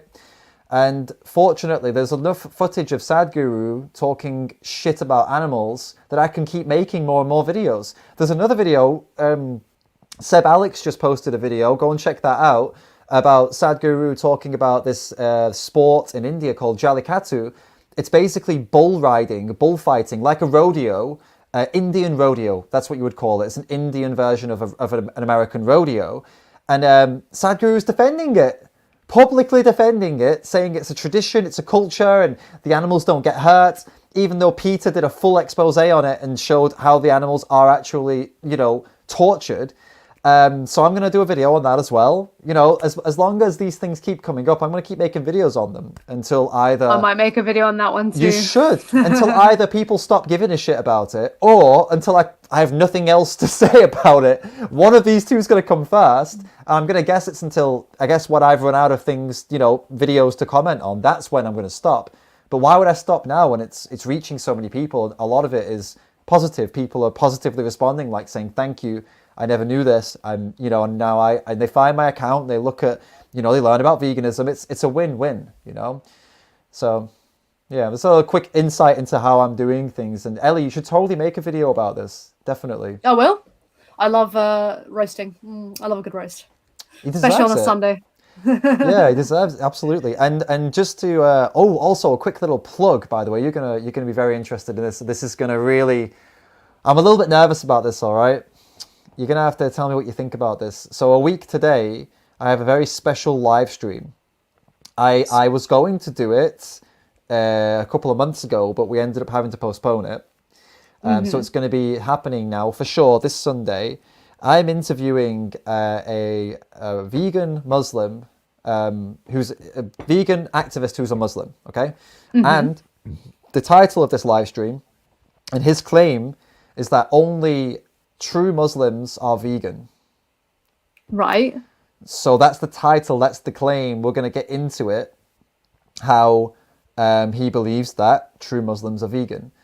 So this is, you know, people come at me and say, well, you're attacking Sadguru, you're just a Hindu phobe. It's like, well, no, next week's live stream is all about Islam. So, you know, balance things out a little bit. And I just did a video about Attenborough as well, who I believe is a Christian. So it's, you know, I'm trying to keep things balanced and not lay it all on Sadguru. But yeah. I was thinking more that your comment section is going to be filled with people who like are very angry at him for like coming on and saying that true Muslims are vegan. Like they're going to be so mad. He is already actually in a lot of shit for making like, comments like this. Yeah, saying especially only a true religious person can be a true religious person if they go vegan is just going to set someone off. Well, absolutely, yeah. And he also was he's had death threats, hate, threats of violence from mainly. I think it's mainly people in Pakistan, actually, and also India. He's Indian, but he's had them from both Pakistan and India. Yeah, it's pretty wild. Pretty wild. So, but he's got no fear. He's just done a Vipassana course, so he's ready. He's done a meditation course, so he's chill. He's ready for the hate. I'm gonna launch the live after this one, I think, or maybe tomorrow. It's a pretty cool thumbnail as well.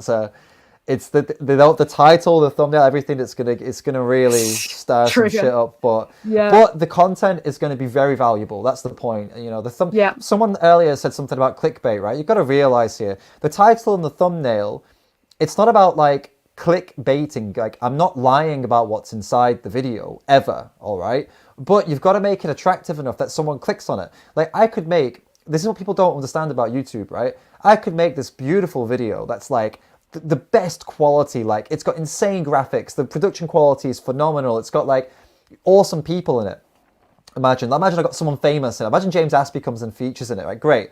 But if my title and my thumbnail doesn't represent that video, and not only represent it, it's not attractive, right? Then there's no point in all of that work, because nobody will even click it. So you've got to find the balance between like something that looks like something you want to click, but also that represents the video.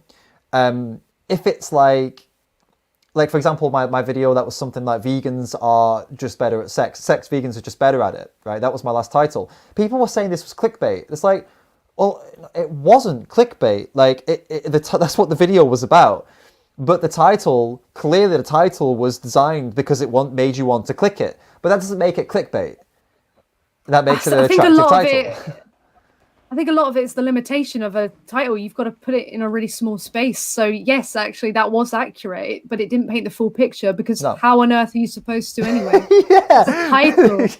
Like, the study kind of showed that, but kind of didn't show that. But it's not really a good study anyway. Also, we put it all on this title.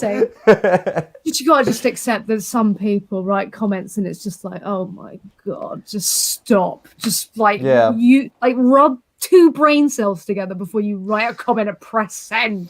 And this wasn't fear of vegan planets in the comments here. They say that I'm all for a clickbait. It wasn't a criticism. It wasn't necessarily you I was aiming this at. It was actually in a Facebook group where people were upset about it. They were like, oh, this is clickbait. And on Reddit as well, people were like, I'll save you the time. This is a clickbait. It's like, if you watched the video, you would know it wasn't. So what are you talking about? The first 4 minutes of the video was literally about the title and thumbnail of the video. So it's like, I don't know. People, I don't understand why, especially other vegans get upset by you using like titles and thumbnails that bring people in. Like, surely you would want that from another vegan.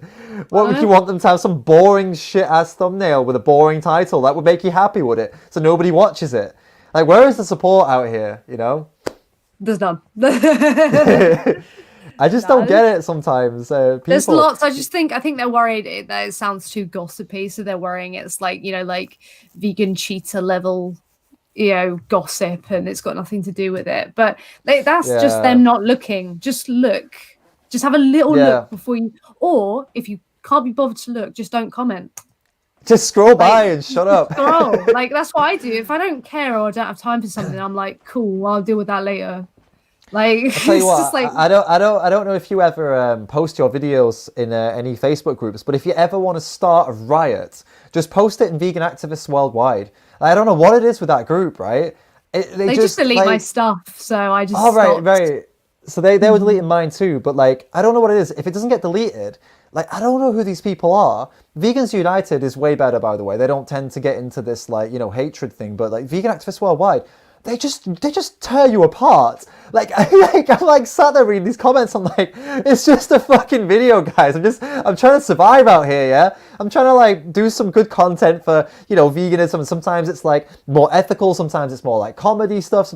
I'm just trying to like live out here. And you guys are like, absolutely. Sometimes it doesn't get to me anymore, like, because it is what it is, right? You don't lower yourself to that level, of being an asshole like that. You try not to, but it's like, what do you get off on doing that? Sometimes really? It's tempting though. Like, so there's this time, so I use like green screens a lot, where I pretended I was doing a mukbang, and I had all because I was making fun of Nikocado Avocado, so I had a little skit. Right. So in my hand, I've edited a burger to follow my hand, right? And someone had a go at me and said, "You're not a good vegan because you're pretending to eat the bodies of animals." I was just like, "But I'm not." And they're like, "You're promoting the use." And I'm like, "I'm literally parodying." And it's just like, that was almost daily. I was just like, I have to just switch some of this off because it's just unbelievable. Do you know, I did that on another video.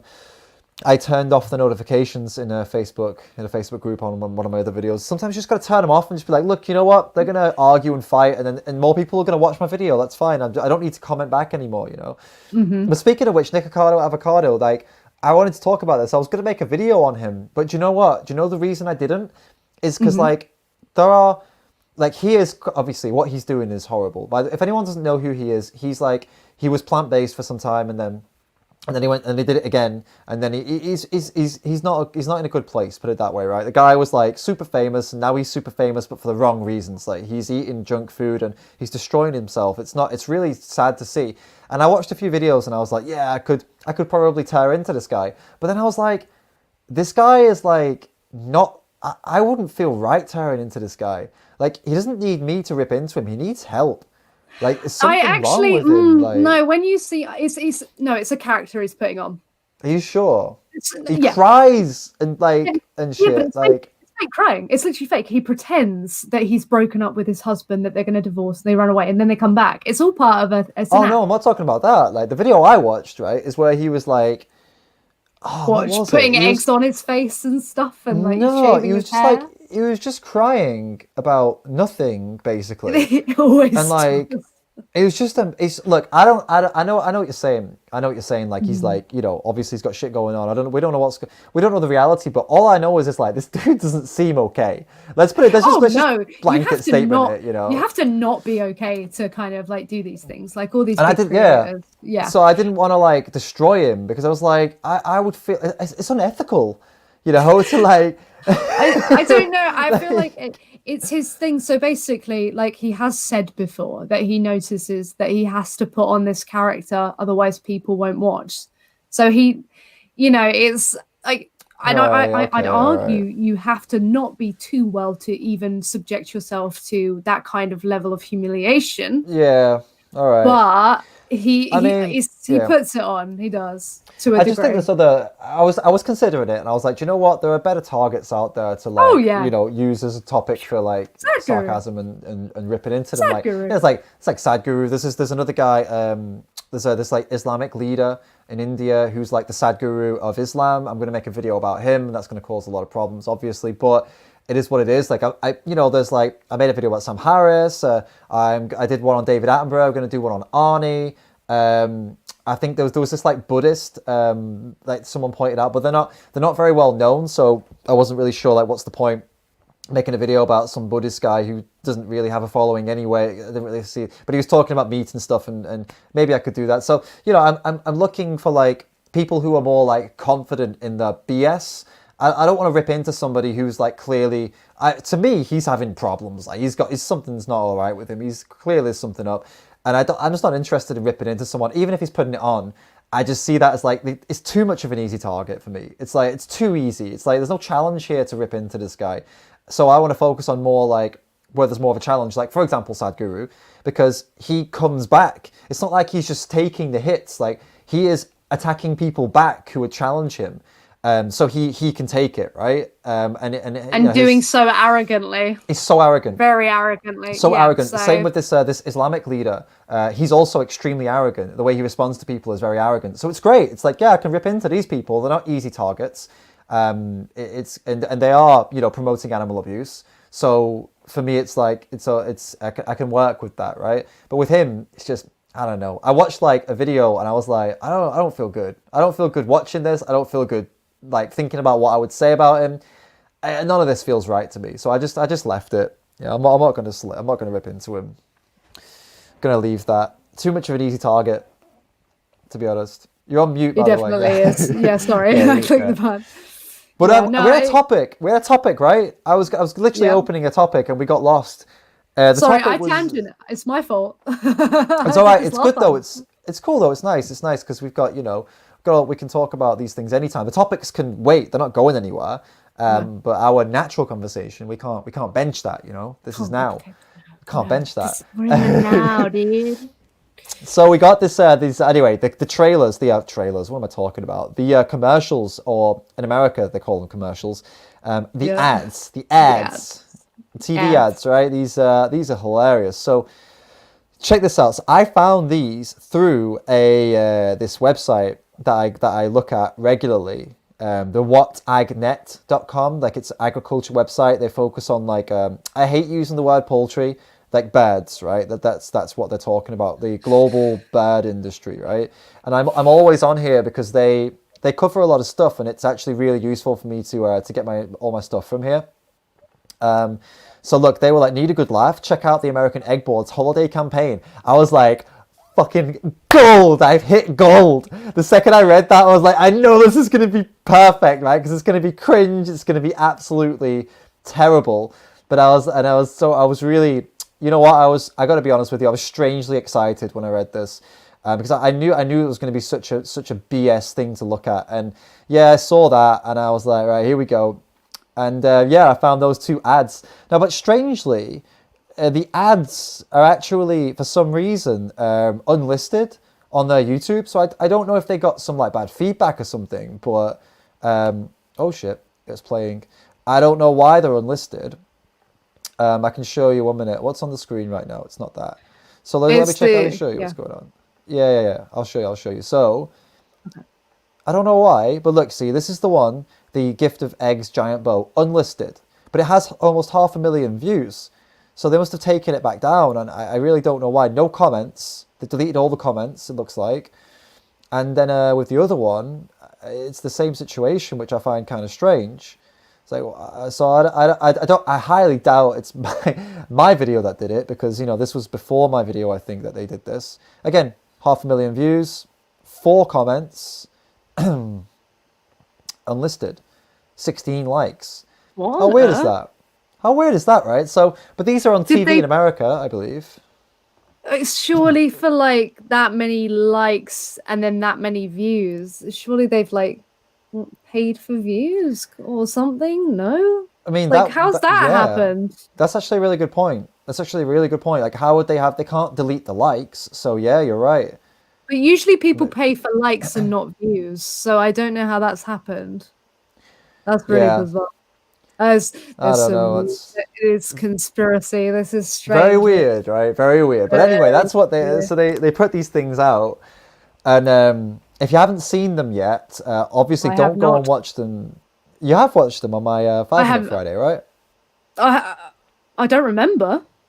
Yeah, they were in it. They were in the 5 Minute Friday. No, the I've seen last you. one. I've seen you. Oh no, then I haven't seen your last one. I saw the last video I saw was your Oh. alpha male. That's what I was thinking of. Oh no! Oh god, Yeah. yeah. So the last 5 Minute Friday that I did like 2 days ago, I did a skit about this, and I was pretending that I was in the team. Like, guys, we need to find a new way to sell eggs. Like, what are we gonna do? And then Oh, I need everyone to see suggests that. something, and they suggest these ads. All right, we can play the ads, but I guess there'll be no audio, right? If I share the screen, is that how does this work? If you ever use StreamYard, I don't know if I'll hear it, but we can try it. let's see. Do you hear this? Or put captions on, maybe. Do you hear that? No. Okay, fine. No, Yeah, put I don't captions on. hear. I don't hear it, but you can put captions on. Is yeah. this Spanish? Why are you giving me Spanish captions? Hold up, let's just... That's weird. Spanish, auto-generated. That's the only one they have. They put it as... What? What the... This is getting weirder and weirder by the minute. So they've They're a Spanish auto-generated in company? Spanish, but now they've gone to English. Let's see. Okay. No, that's not right. I said That's missing. That's wrong. Wait. Okay. All right, I want forget to it. see what they forget it. say. That'd be funny.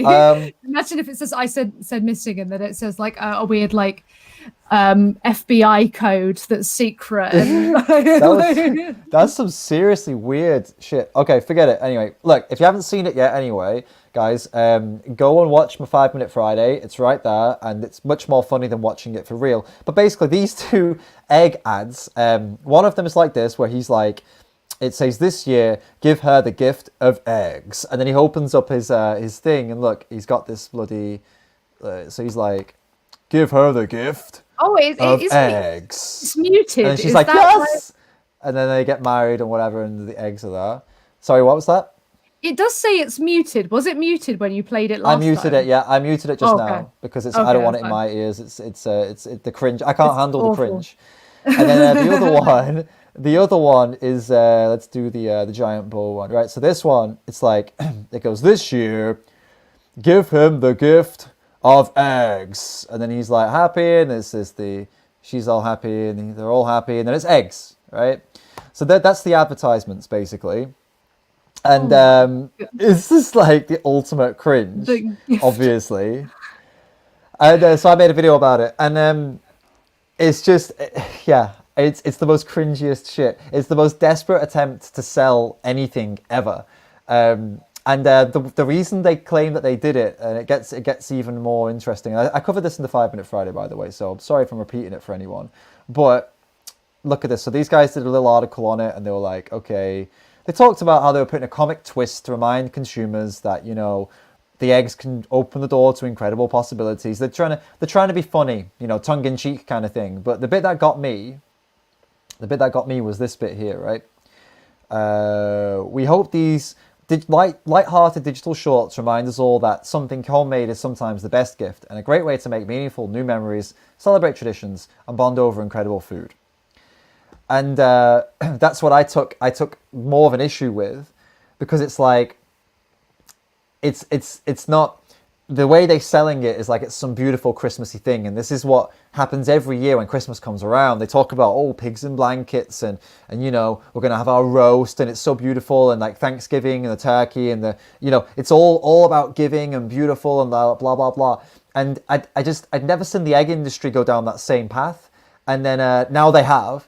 And it's just so pathetic. I don't know if there's another word for it. It's just the height of pathetic, and so unbelievably wrong, you know, to think like we know what goes on before those eggs get to, like, yeah, don't get me wrong, cooking and spending time with the family, eating delicious food, this is all beautiful, this is great, make those memories and all that good stuff. I agree. I totally agree, right? If they were using an egg replacer, that would be awesome. I totally agree. But what they tend to do, and what loads of people tend to do, like in fact the majority of the public, they engage in negative peace, right? Which I don't know if you know about the concept of negative peace. Ellie, I don't know if anyone watching knows this concept of negative peace. Do you know what I'm talking about when I say that? Can I define it by saying Arnold Schwarzenegger 500 turkeys? That's absolutely negative peace, because these I know people, exactly what it is. Yep. So basically, Arnold Schwarzenegger's giving out, like, these people are doing the egg ads. Arnold Schwarzenegger's giving out 500 turkeys, and everyone's happy and smiling, and it appears peaceful, right? And to everybody in the room, it is peaceful. But there is something, it's negative peace, because it comes at the expense of someone else's suffering. And this concept was first defined in white-only places in the USA when segregation laws were in place. Because they had these like white-only lunch canteens, they had these white-only whatever, everything. Everything was like having a white-only section, and they were always the best, right? So the best lunch canteen, the best places would be white-only, and then the ones that weren't as good would be open to people of colour. So the people who were eating in these places, they were experiencing what they would consider to be peace, right?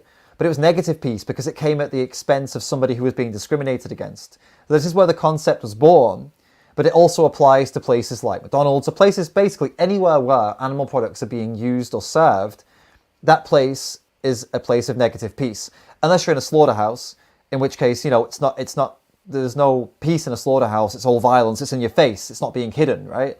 The workers might experience some form of negative peace, but not really. You can work there for 20 years, you're still going to, have problems with facing that amount of violence on a daily basis. But somebody working in a McDonald's flipping burgers, they're not having any kind of PTSD from that. They're in a position of it's negative peace, and everybody in that place is also experiencing negative peace. And that's what's happening when these ads come out.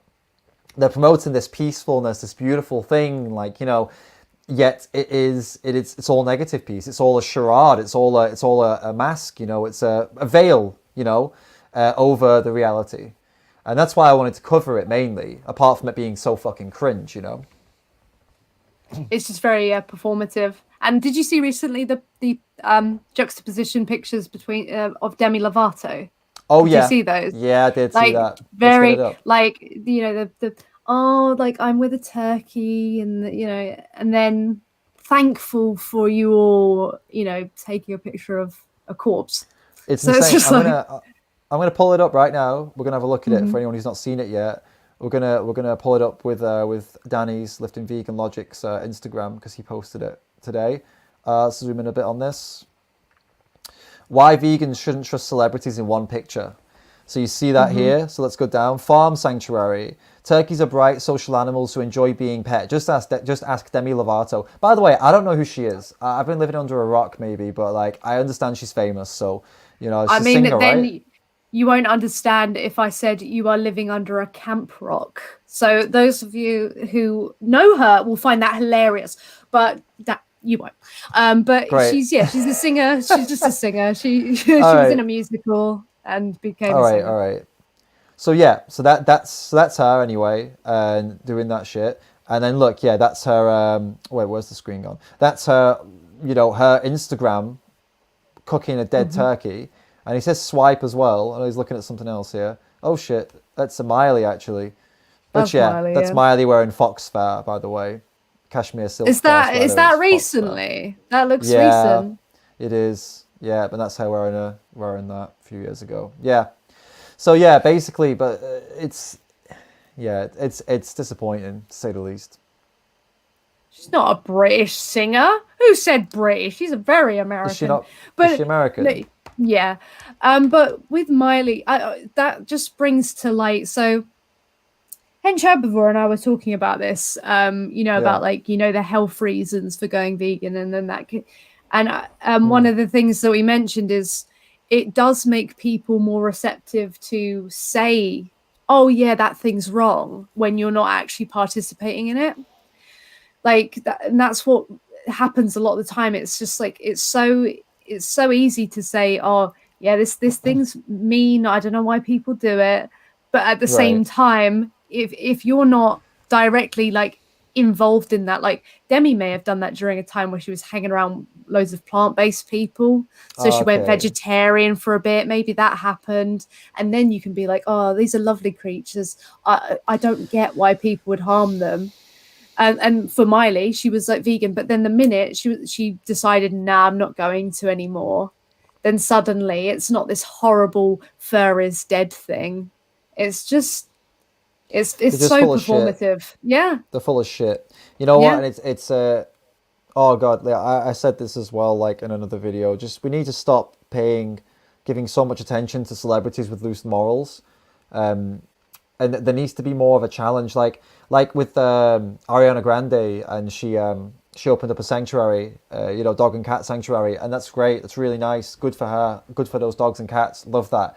But she doesn't deserve the accolade of being hailed as a hero by the vegan community. She doesn't deserve that.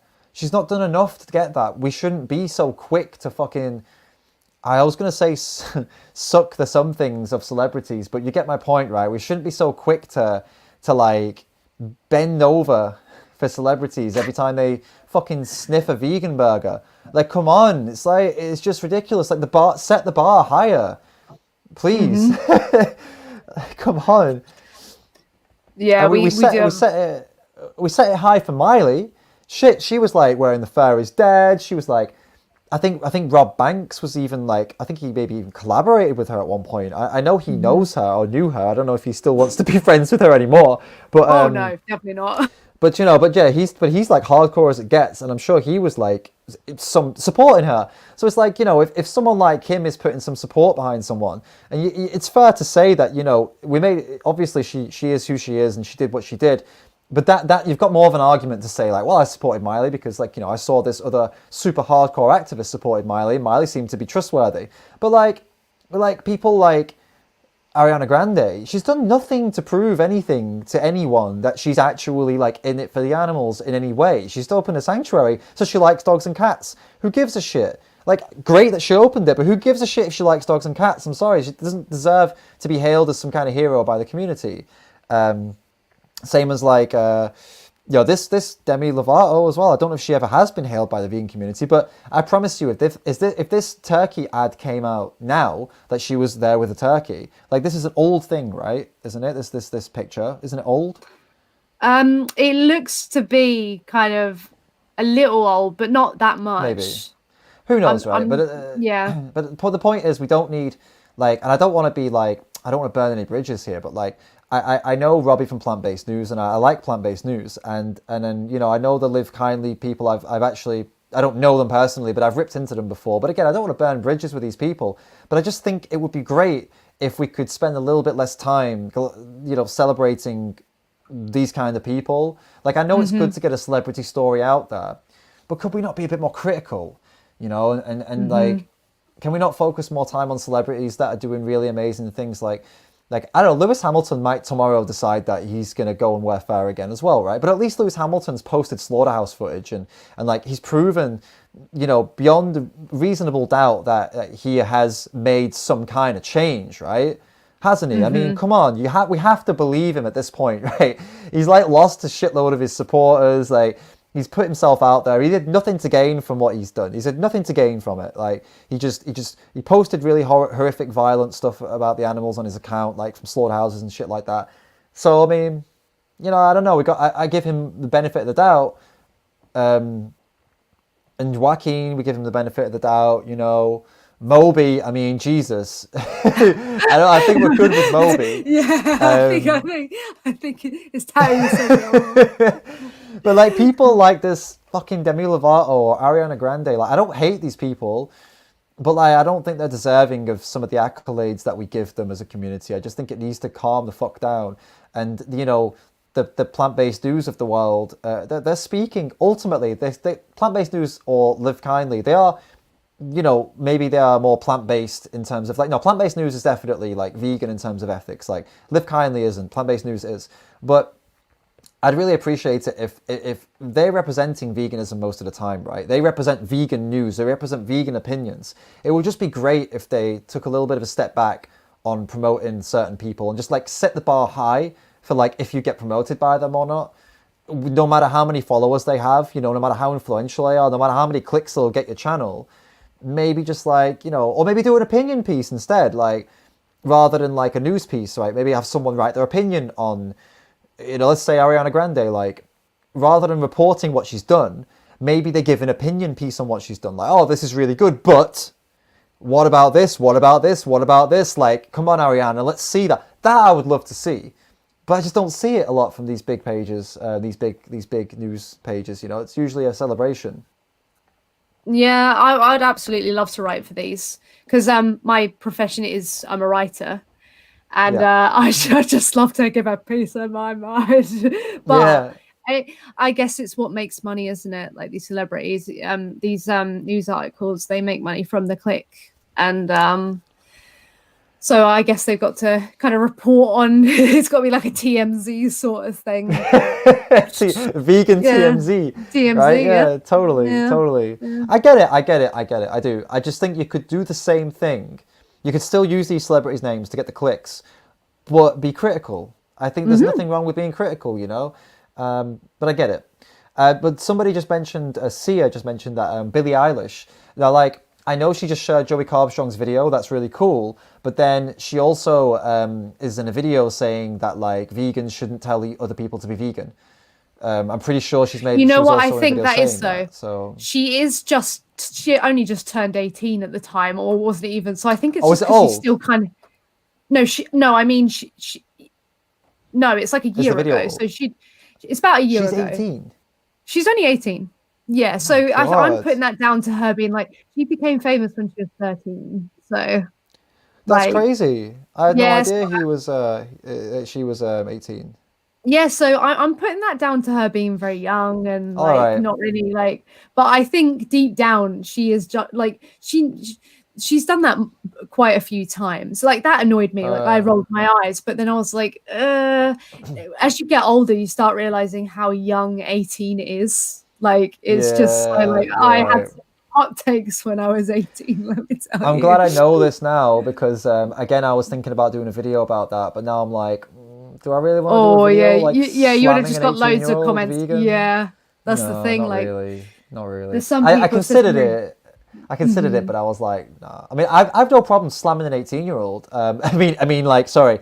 Let's take that back. someone's gonna sound clip that and like cancelled. Okay. I'm gonna leave the call. See you later. I have no problem making a critical video about an 18-year-old. I already have done. I made one about these kids that were like, oh, there's this trend. I don't know what it is. Or like, I think young people like to watch other young people running around and doing stupid shit and filming it, right? And these kids do that. And one of these videos, I can't remember who this guy was. He's famous. I don't know who he is, but he's a big YouTuber. And he made a video of his mate who was vegan, eating chicken nuggets, saying like, oh, I'm not a vegan anymore. Oh my God, making a big deal of it. So I made a video about that and I just like laid into them. And I'm sure they're only like 18, 19, but they were doing stupid shit and they deserved it, right? But I think it's a bit different when it's like a vegan who's 18 and then you like lay into them. That's not very nice. Like maybe like, step back a little bit. Like don't be so harsh on them. Yeah, totally. Gabriel's saying they've clipped me, by the way. Someone's saying they've got that. I'm gonna go back and edit that out. Michael said, sorry, David. Yeah, I bet people are a bit confused about that one. Yeah, Annie's moderating this, and she's like, "Excuse me, sorry." She's in there. She's in the other room. Yeah, thankfully she can't give me the evils for that one. Let's move on quickly from that, then, shall we? Yeah, let's just rolling along. Lovely. I feel like though, like we tend to. I mean, I tend to like talk about the celebrities quite a lot in a negative way, and I feel like maybe that's giving them attention as well. So I think I maybe need to like also kind of stop it. But as long as they keep doing stupid shit, saying stupid shit, I feel like I have to like go out and record and say like, you know, stop fucking raising them up to be these heroes that they're not, you know. I just try and balance it. Like I try and do like the balance of wholesomeness, the balance of stuff that's got nothing to do with anyone in particular, and then I will go for someone. I wouldn't want to focus. Like I think the reason that like they report on these celebrities and don't extend upon it is because I'm not being funny. But if that was my job and I had to talk about celebrities, I'd be at my laptop like dribbling, like, oh, Kanye West farted today. Like it was really nice, and then I'd want to go. Like I'd be like, so it's like it's boring. Like who cares what some randomer did? Like that I don't know. It's only fun when they like. I know when they do fun shit, it's pretty fun. Like Kanye is quite entertaining, to be fair. Like he does really funny stuff. Like when he was like, he just decided he was like pro Trump and like super into Trump, and then all of a sudden he's not anymore. Like I love that. I think that's really funny. He's just such an idiot. Like I think he's an entertainer, you know. I think he's not well either. Actually, I think he's like Obviously, medicated yeah. or something. But Something's going on there, right? yeah, so I wouldn't be able to rip into him. I'm just like, oh, Kanye. Yeah, he's a character, right? So I mean, I don't know. Yeah. I guess for me, it's like I don't know. If there's celebrities like, for example, like the old school kind of celebrity, I feel like Kanye's like old school. I feel like he's like more like a modern rock star. You know, we don't really have rock stars anymore. Like, when was the last time you heard of someone doing some crazy shit? Like Kanye at that awards ceremony when he was pissed off because he was pissed off that somebody else didn't win the award. So he got up on stage. Beyonce, yeah. Right? Yeah. That's rock star shit. I love that. I love seeing that because it's like, I've been talking about this recently. It's totally off topic, but like, I kind of wish I was born like way earlier so I could have experienced like the true rockers, the true like lifestyle of like what they did and hearing about the stuff they were doing and like, you know, smashing up hotel rooms and like crazy shit on stage. And back when things were like really like wow, there's none of that now. Like everyone's just calm and like boring, you know. Last thing we had was Justin Bieber peeing into a bucket. Like He spat on his fans, right? He spat on off the balcony. Like, that's not cool. Off a bucket. That's not rock. What is that? that's ridiculous. That's just horrible. Like I'm talking like when was the last like I don't know the cool shit, you know, the cool stuff they do on stage and like bringing like Foo Fighters for example, Dave Grohl bringing fans on stage to sing and play his instruments. That's the kind of shit that's awesome. That's like rock star stuff. Or when that time he gave this kid his guitar, right, and it was like a $3,000 Gibson guitar, like not a fake. Not like a you know the what do you call them? Epiphone, Gibson Epiphone ones, like no, a proper Gibson worth 3,000, just gives it to a kid. It's like that's rock star shit. Like want to see more of that, right? And Kanye gives a little bit of that sometimes when he's being an idiot, or like singing Bohemian Rhapsody for example, that kind of dumb stuff that he likes to do. I like that. I want to see more of that. So yeah, that's what I would be happy to report on celebrities if they were doing rock star shit. But like yeah, you're right. These days it's just like what they bought something or they farted, they breathed. Right. They were spotted in this shop. This stuff that happens where like, they'll be like, oh, this person has signed up for a contract to do advertisement with Starbucks, but they were seen in Costa coffee. Oh, they were drinking the Costa. Now they're in a problem. They're going to get sued. It's like, who gives a shit about that, really? You know, that's the stuff that's boring. It's boring stuff. And it's the same with like celebrities about veganism too. It's like, most of this shit is boring. Like, well, I think I don't know if it's like, you know how I was saying earlier about like we're in a kind of burnout period as vegans. I think everyone is experiencing their own burnout period, and maybe collectively we are. So like it's a very new age of so much negative information being like, you know how I was saying in the last one, how there's too much negative information that our bodies can't like deal with it, and there's such an oversaturation of things being reported. I think everyone's kind of exhausted and like in this place of boredom, nonchalance, like and everything needs a bit of a shake up. How it would be done everywhere, I don't know, and if that even is true, I don't know, but I think everyone's at this stage of saturation and something needs to happen. Yeah, definitely. Overwhelming. To the point where they're actually happy to read that news because it's not too much. That might be what it is. Like if around you, if you know that bad things are happening and you could read some really terrifying headlines and headlines that directly affect you, maybe it's quite safe for people to be like, my celebrity was spotted in Costa.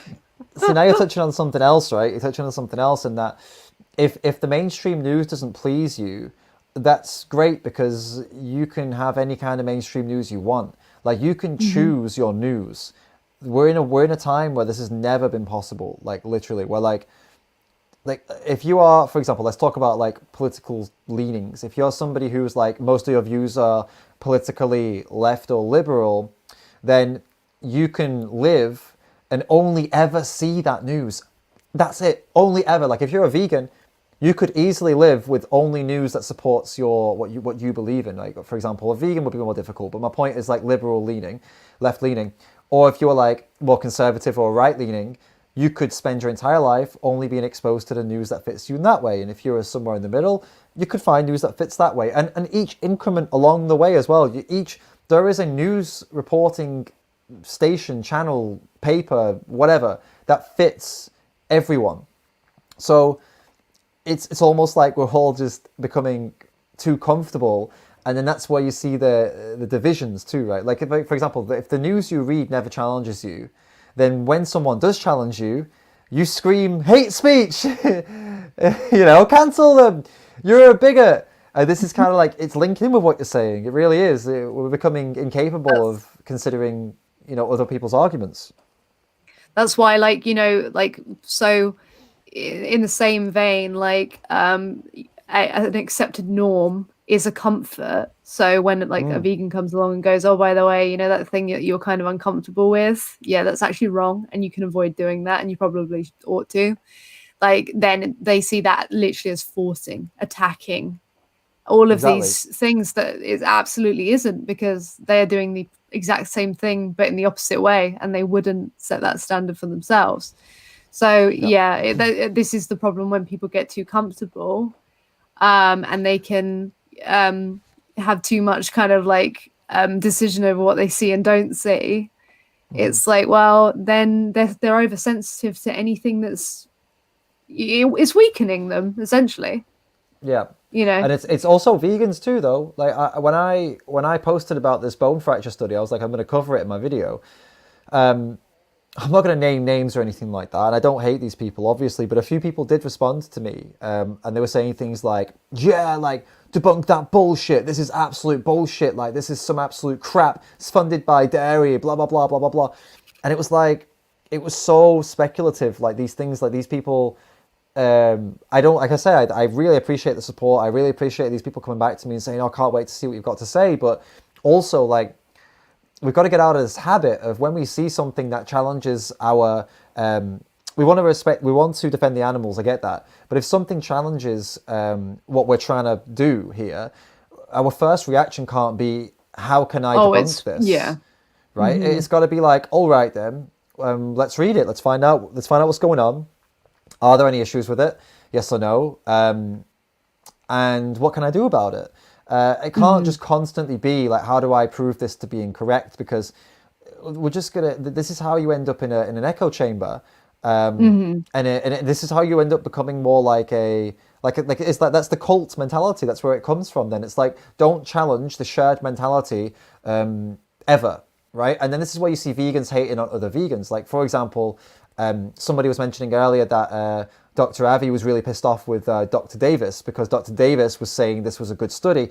And it's like, he's allowed his opinion on that, I mean, it's not, there's no use in hating on each other because one of you is like, clearly, like, for whatever reason, Dr. Garth Davis is more open to studies and more open to the interpretation of this study than Dr. Avi is, right? But that doesn't mean that he deserves to be like slammed for it because he's more open-minded to studies that maybe he doesn't like the results of it, but he's open-minded to the fact that it could be true. Well, I've not watched Dr. Avi's video. I'm just making an assumption here. I'll go for like maybe a better example would be like, if a study lands in front of me, I'm going to read it, I'm going to see what's going on before I make a decision. What I see a lot of people doing is when a study lands in front of them, they're just like, right, this doesn't support what I want it to support, how do I destroy it? And I just don't feel that that's helpful. That's what I'm trying to say, Yeah, no, that totally makes sense. Like the mindset that you take when you look at it. I mean, from what I'm seeing, it did turn out to be not that great, but that's from what I'm hearing from other people. And like I've looked at it, but it's in somewhat of a language that I don't fully understand. So I'm going off, what they've said, but. It can't immediately be this must be rubbish, but I understand why people would think that because a lot of the time there are studies that are just absolutely rubbish. There's propaganda pushed out, you know, Yeah, against of course. it's just like, of course, like, oh, this is probably, like someone said, oh, I've got a study I can show you, it says this, and I responded like before I knew what one it was, because I wanted them to send it to me, and they don't usually send them to me. I was like, yeah, probably rubbish, because Yeah. it probably is a lot of the time, or what they send you is probably rubbish, because usually it's actually an article they send you or like a news Yeah. article. So, but yeah, no, I get what you mean But it's completely. dangerous though, right? Because then when we, for example, someone just made a comment now, I don't know if they were talking about you, probably not, but it counts. No different than the carnist mentality, because it isn't. Like if a study lands in front of me and I'm like, it's bullshit, it's exactly what they do. When we say to them like, hey, look, this is what's happening in a slaughterhouse, they're like, Oh, bullshit. no. What You I'm know? saying, to clarify, is they I'll send show you. me news articles, which Oh is yeah. bullshit. Of course, yeah. No, I'm not saying like you Like, specifically. I'm saying yeah. like in general, this idea of looking at things and just immediately jumping to the fact that this is shit. It's what they Uh-huh. do, right? It's what they Yeah. do. That's kind of my point. And I think I feel like we gotta. I personally, I've had a bit of a story here, right? I've been involved heavily in really like radical activism at one point. Like it was pretty hardcore with a hardcore group of people, and we were having very in-depth hardcore discussions, ideological discussions, you know, about what theories and stuff like that. And yeah, it got pretty intense, and I would say I was in a pretty weird place. Like I'd say, like, I don't know, you could call it dark. It got very serious, it got very intense, put some dark places, some horrible things happened because of the things we were doing. We're putting ourselves in positions where we were being exposed to a lot of horrible things. And then I went to do India. We were investigating a lot of these slaughterhouses and farms, and you know, that dark place was still there. But when I was in India, I was removed from the really radical side of all of these things. Let's say radical not in a bad way. Just I was away from the more radical side of things, the more radical groups, the more radical people, and then I got back to Europe, and then I was really away from it all for a while. And this distance between the very radical kind of activism and then doing the investigation work, and then now doing more content creation work, experiencing all of these things and having a big distance between like the groups I was working with has given me this perspective that I could never have had if I'd have stayed in those circles. And this is one of the things I've learned from that perspective, is that if we want to be effective, if we really want to be effective, we want to be like covering every base and making sure that we're doing things in a way that it's going to actually be long lasting and has longevity, and it's going to make an impact and make a big difference. We simply can't afford to be caught up in these ideological echo chambers, which unfortunately I feel a lot of radical activists are caught up, because when you're radical, you only hang out with other radical people. And as I said, again, I'm not saying being radical is bad. It isn't bad, but it is bad if you only hang out with other people that think exactly the same as you, Yeah. right? Yeah, exactly. And this is what happened to me, I feel, for a while. Getting away from it, and not away, is like I love these people, they're awesome, but like taking, you know, steps away and looking at things from the outside, and I started to realize that, like, well, first of all, a lot of the stuff that we were doing was radical, but it wasn't necessarily effective. It wasn't necessarily the best use of time. Looking back, I don't feel like it was the best use of time. It was more driven by emotions, right? For example, and yeah, this whole concept of like anything that is against veganism is wrong, and we need to destroy it. That kind of, yeah, that mindset seems attractive at first, but after a while, you've got to really look at it and realize that, like, that is, when people say veganism is a cult, that is what they're talking about. That is exactly it.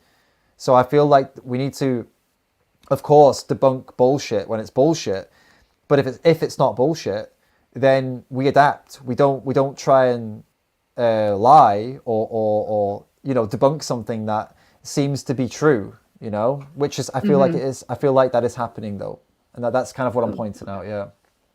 Yeah, and so I have like things in place that you know, like in my life, like I have non-vegan friends and stuff, and I feel like they serve a good purpose in a way, because I spend so much time doing vegan content.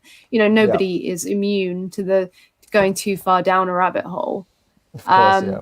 this is a nice friendly rabbit hole, but it's not a healthy one, you know, because of what happens, you know, to animals. It's too much. So I think it is just a lot of the time you get a group you like, and then out the in-group has a certain reflection on like the rest of the remaining out groups in the world. And I think there's the frustration with people that because people know, like vegans know what people are going to do with those studies, because I'm sure most vegans know, even if it were the case that this study did so happen to be legitimate, you know, even with the limitations, it was a good study and whatever, it doesn't really mean anything. Like, it doesn't mean anything. It's like, okay, be healthier. You can as a vegan. The consensus still exists as such. But they know what non-vegans are going to do with it. So there's this frustration. It's like quickly, like in my mind, I'm like, all right, well, I should find out if this is good or not, because there's all these people now sending me this study as if it means anything. Like, if it really means fundamentally, does that mean we can't be vegan? Like, and that's what they're desperate for. So I guess it's that frustration. Sure. Yeah, of course, yeah. Somebody's asked in the comments, Gabriel's like what isn't true? So like a good example of this would be like, for example, when the flip side of this is like maybe not what isn't true, but like what vegans say is true. Like a lot of vegans will promote veganism because they'll be like, yeah, it made me so much healthier. And a lot of pages will be like before and after going vegan and stuff like that. And they paint it as like it's just going to make you so healthy. It's going to make you so good. It's going to make you feel amazing and all these things. That's not true. It's not true. Like, it can, right? But it is extremely flawed to say that, because if you eat really badly, first of all, as a vegan, you're going to look like shit. You're going to feel like shit. When I say look like shit, I mean as in like, no. I take that back, right? Because looking like shit is subjective, right? But what my point is, you're going to be unhealthy. You're going to be unhealthy. You're going to feel unhealthy. Your data points at the hospital, the doctors are going to show that you're unhealthy if you eat and you live like shit, whether you're vegan or not. And on the flip side of that, and this is going to piss a lot of you off, but look, it's the reality. If an individual is consuming, let's say they are consuming some animal products, it's medium to small amounts of animal products. Ethically, of course, we are 100% against that any consumption or use of animal products. We know we're against it, right? You don't need me to say that to you. Clearly, you're following me, you subscribe to me, you know where I stand on this. However, in a health perspective, a small amount of animal products is actually not detrimental to the health, depending on what the product is, right? So for us to be saying, oh, do it for your health, well, it's like they may as well just reduce their consumption of animal products right down to 1 egg a week. They're not vegan, but they're going to be a damn lot healthier than a vegan who is eating shit if they're eating healthy. So let me make this comparison really clear. A non-vegan who eats 1 egg a week and eats whole food plant-based the rest of the time is a non-vegan, and they're going to be so much healthier than a vegan who eats junk food 7 days a week. So promoting this health thing, for example, is one of the examples of what I'm saying is that the vegans, in my opinion, get wrong. Okay, this is one example. And trying to debunk a study that says, like for example, if a study says a lot of vegans don't get the nutritional requirements that they need, well, it's like, well, if that was true, don't try and debunk it. Just try and tell vegans to start eating better and then put more information out about how to eat better. It's like, you get what I'm saying here? It's like... This is why I think that you would like Avi's stuff if you haven't seen it. Like, this is his concern. Like, the things that you're saying, that all of this idea, because he completely, he acknowledges literally everything that you said in that way of like, oh, well, you can be healthy as a non-vegan, and that shouldn't really be controversial. It's not whether or not you can be, and that's the thing. Like, if we say all these things, oh, it made me so healthy, well, we're just contributing to the issue we have with the overconflation of veganism with the diet, which it absolutely isn't. Like, I understand trying to encourage people and make them think, conflict with the stereotype, which is that it isn't healthy. So I understand why people would then be like, yeah, no, but it gave me all these benefits and everything and all this. It's like, well, actually, you can't really conclude, because, someone could come along with an equal anecdote and say the same thing about going carnivore, and then we don't like it when they do that. That's why I avoid that completely. Exactly. So yeah. But by the way, I've been streaming for 4 hours technically. Oh, I'm getting really sleepy. that's all right. Do you want to go? Are you done? I've got like 5 minutes in me, and then I think That's all right. I've got to shoot my That's all right. stomach's No worries. well. No worries. Yeah. So this is it, guys. It's your last chance to ask Ellie a question if you're gonna do it. Yeah, it really. You're gonna send it. It's got to be a super chat. You know, I've got to put it out there, guys. It's got to be a super chat. We're 2 hours Give and 19 minutes in. Chat. You got to do a super chat. It's not time. So ask the last time to super chat and ask Ellie a question. Yeah, it really and is. just FYI, I also really need a pee, so I'll be closing up soon as well. So you know, got to get these super chats in soon. Do you want to? If you're desperate, I can host while you pee. No, it's all right. It's like 20 past 10 at night here, so I think I'll be like, and my throat's kind of hurting a little bit actually. I had to talked so much this time. Hey, but at least in this stream, there's nothing. We've not got into anything too controversial like the last stream.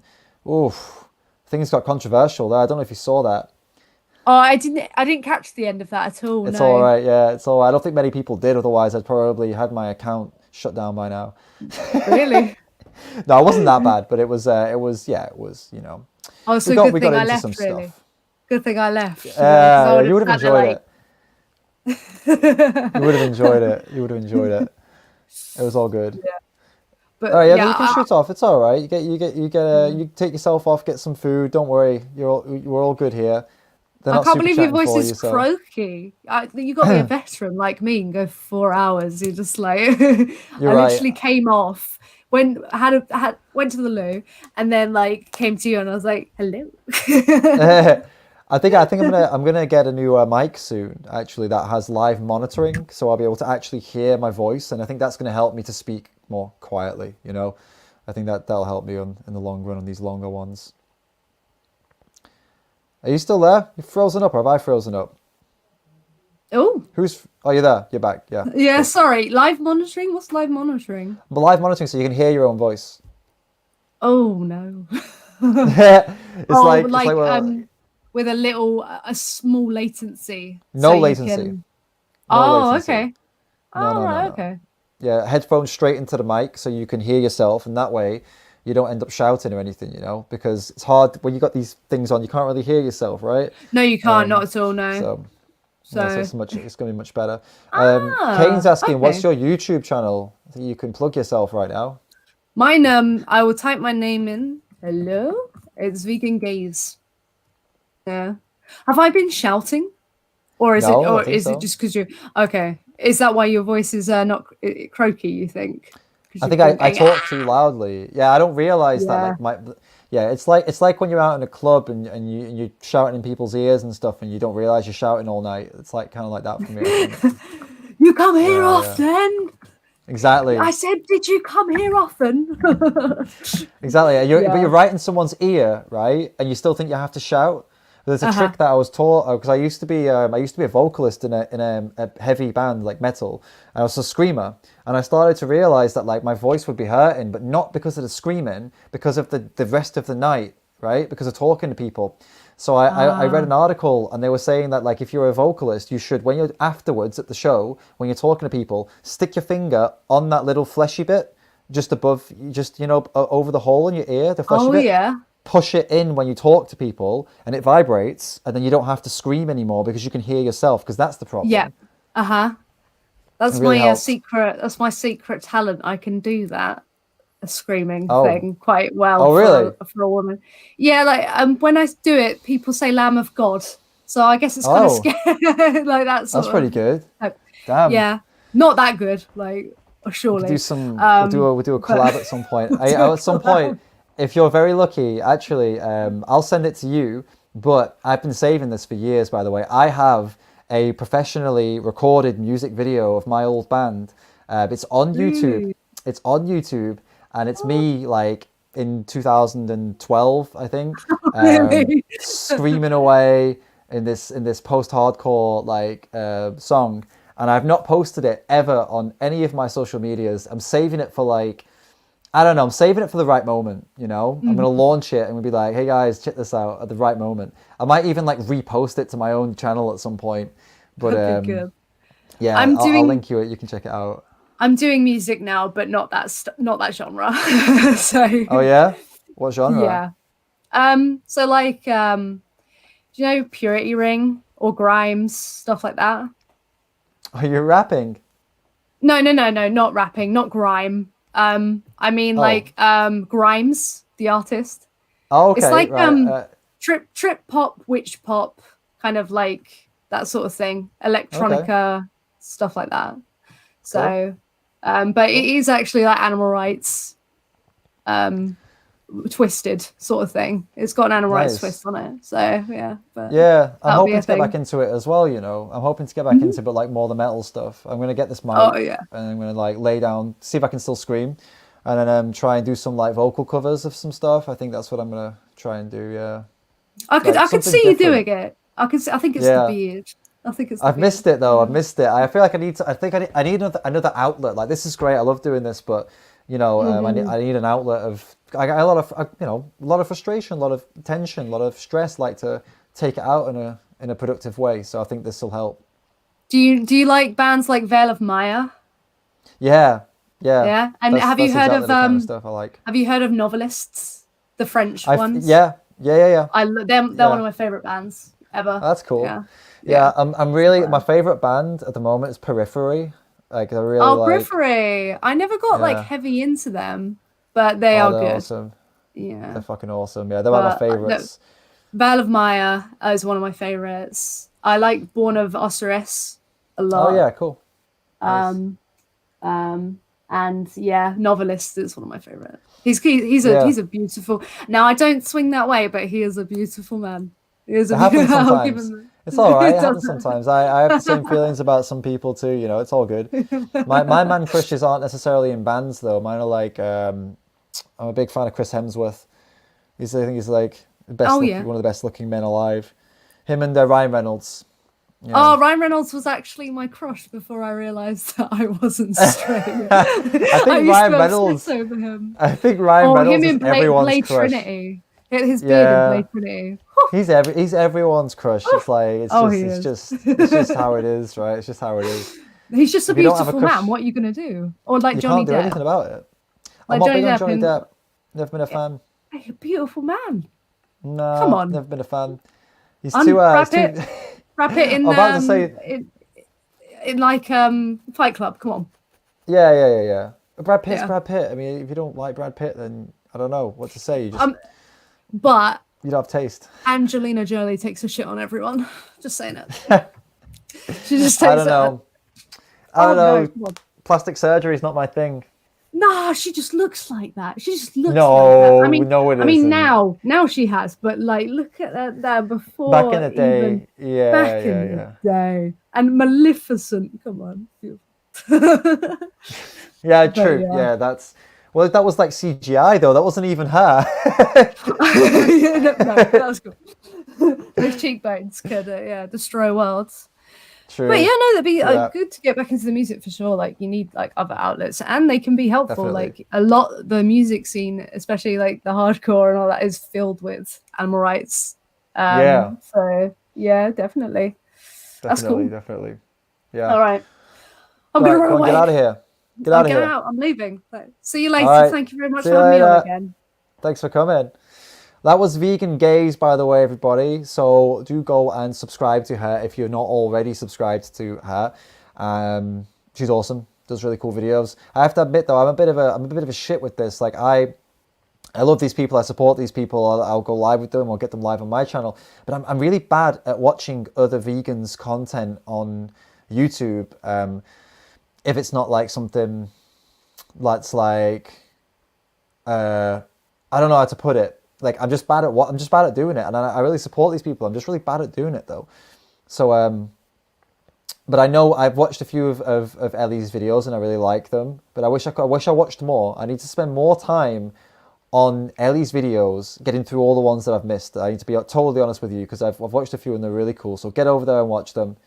And we have a super sticker I don't really know what that means, but yeah, there's a super sticker. I've put it up on the screen. Thank you so much, Tyke. Really appreciate that. Really, really appreciate that. Really means a lot. As I said, these things, you know, the live streams we have 2.5 hours. It's you know, it's a lot of work putting all this stuff together. It's a lot of work putting these videos together. My videos are going to get more complicated. They're going to get more technically complicated. Doing some stuff with green screen coming up takes a lot of time. So I really do appreciate when you come out here and support me with £5. Like it's honestly really, really means a lot. So thank you so much for this. Yeah, I'll answer a few questions. I'll tell you what, let's do a little Q&A, all right? So if you want your question to be answered 100%, then do it in a super chat. And you can also, obviously, you're contributing, so I really appreciate that. But I will get through a few questions now for the last, like, you know, 10, 20 minutes or so. So let's talk. Give me some questions. So first of all, Mikhail's asking me, do I have a crush on Sadguru? I do not have a crush on Sadguru. I've got to admit, Sadguru. I don't hate Sadguru. I don't hate the guy. I don't think he's necessarily a bad person. I just think that he has very bad ideas when it comes to the animals, and I think he's full of shit. So I keep on making these videos about him for that exact reason, because he's full of shit and he keeps talking shit. So, but no crush. No crush on him. And Ellie's saying I should watch the latest video. Go watch Ellie's latest video, Vegan Gays. Go and check it out. I've not watched it, but I'm sure it's fucking awesome. So, you know, I'm going to go ahead and just give it a review right now. It's good.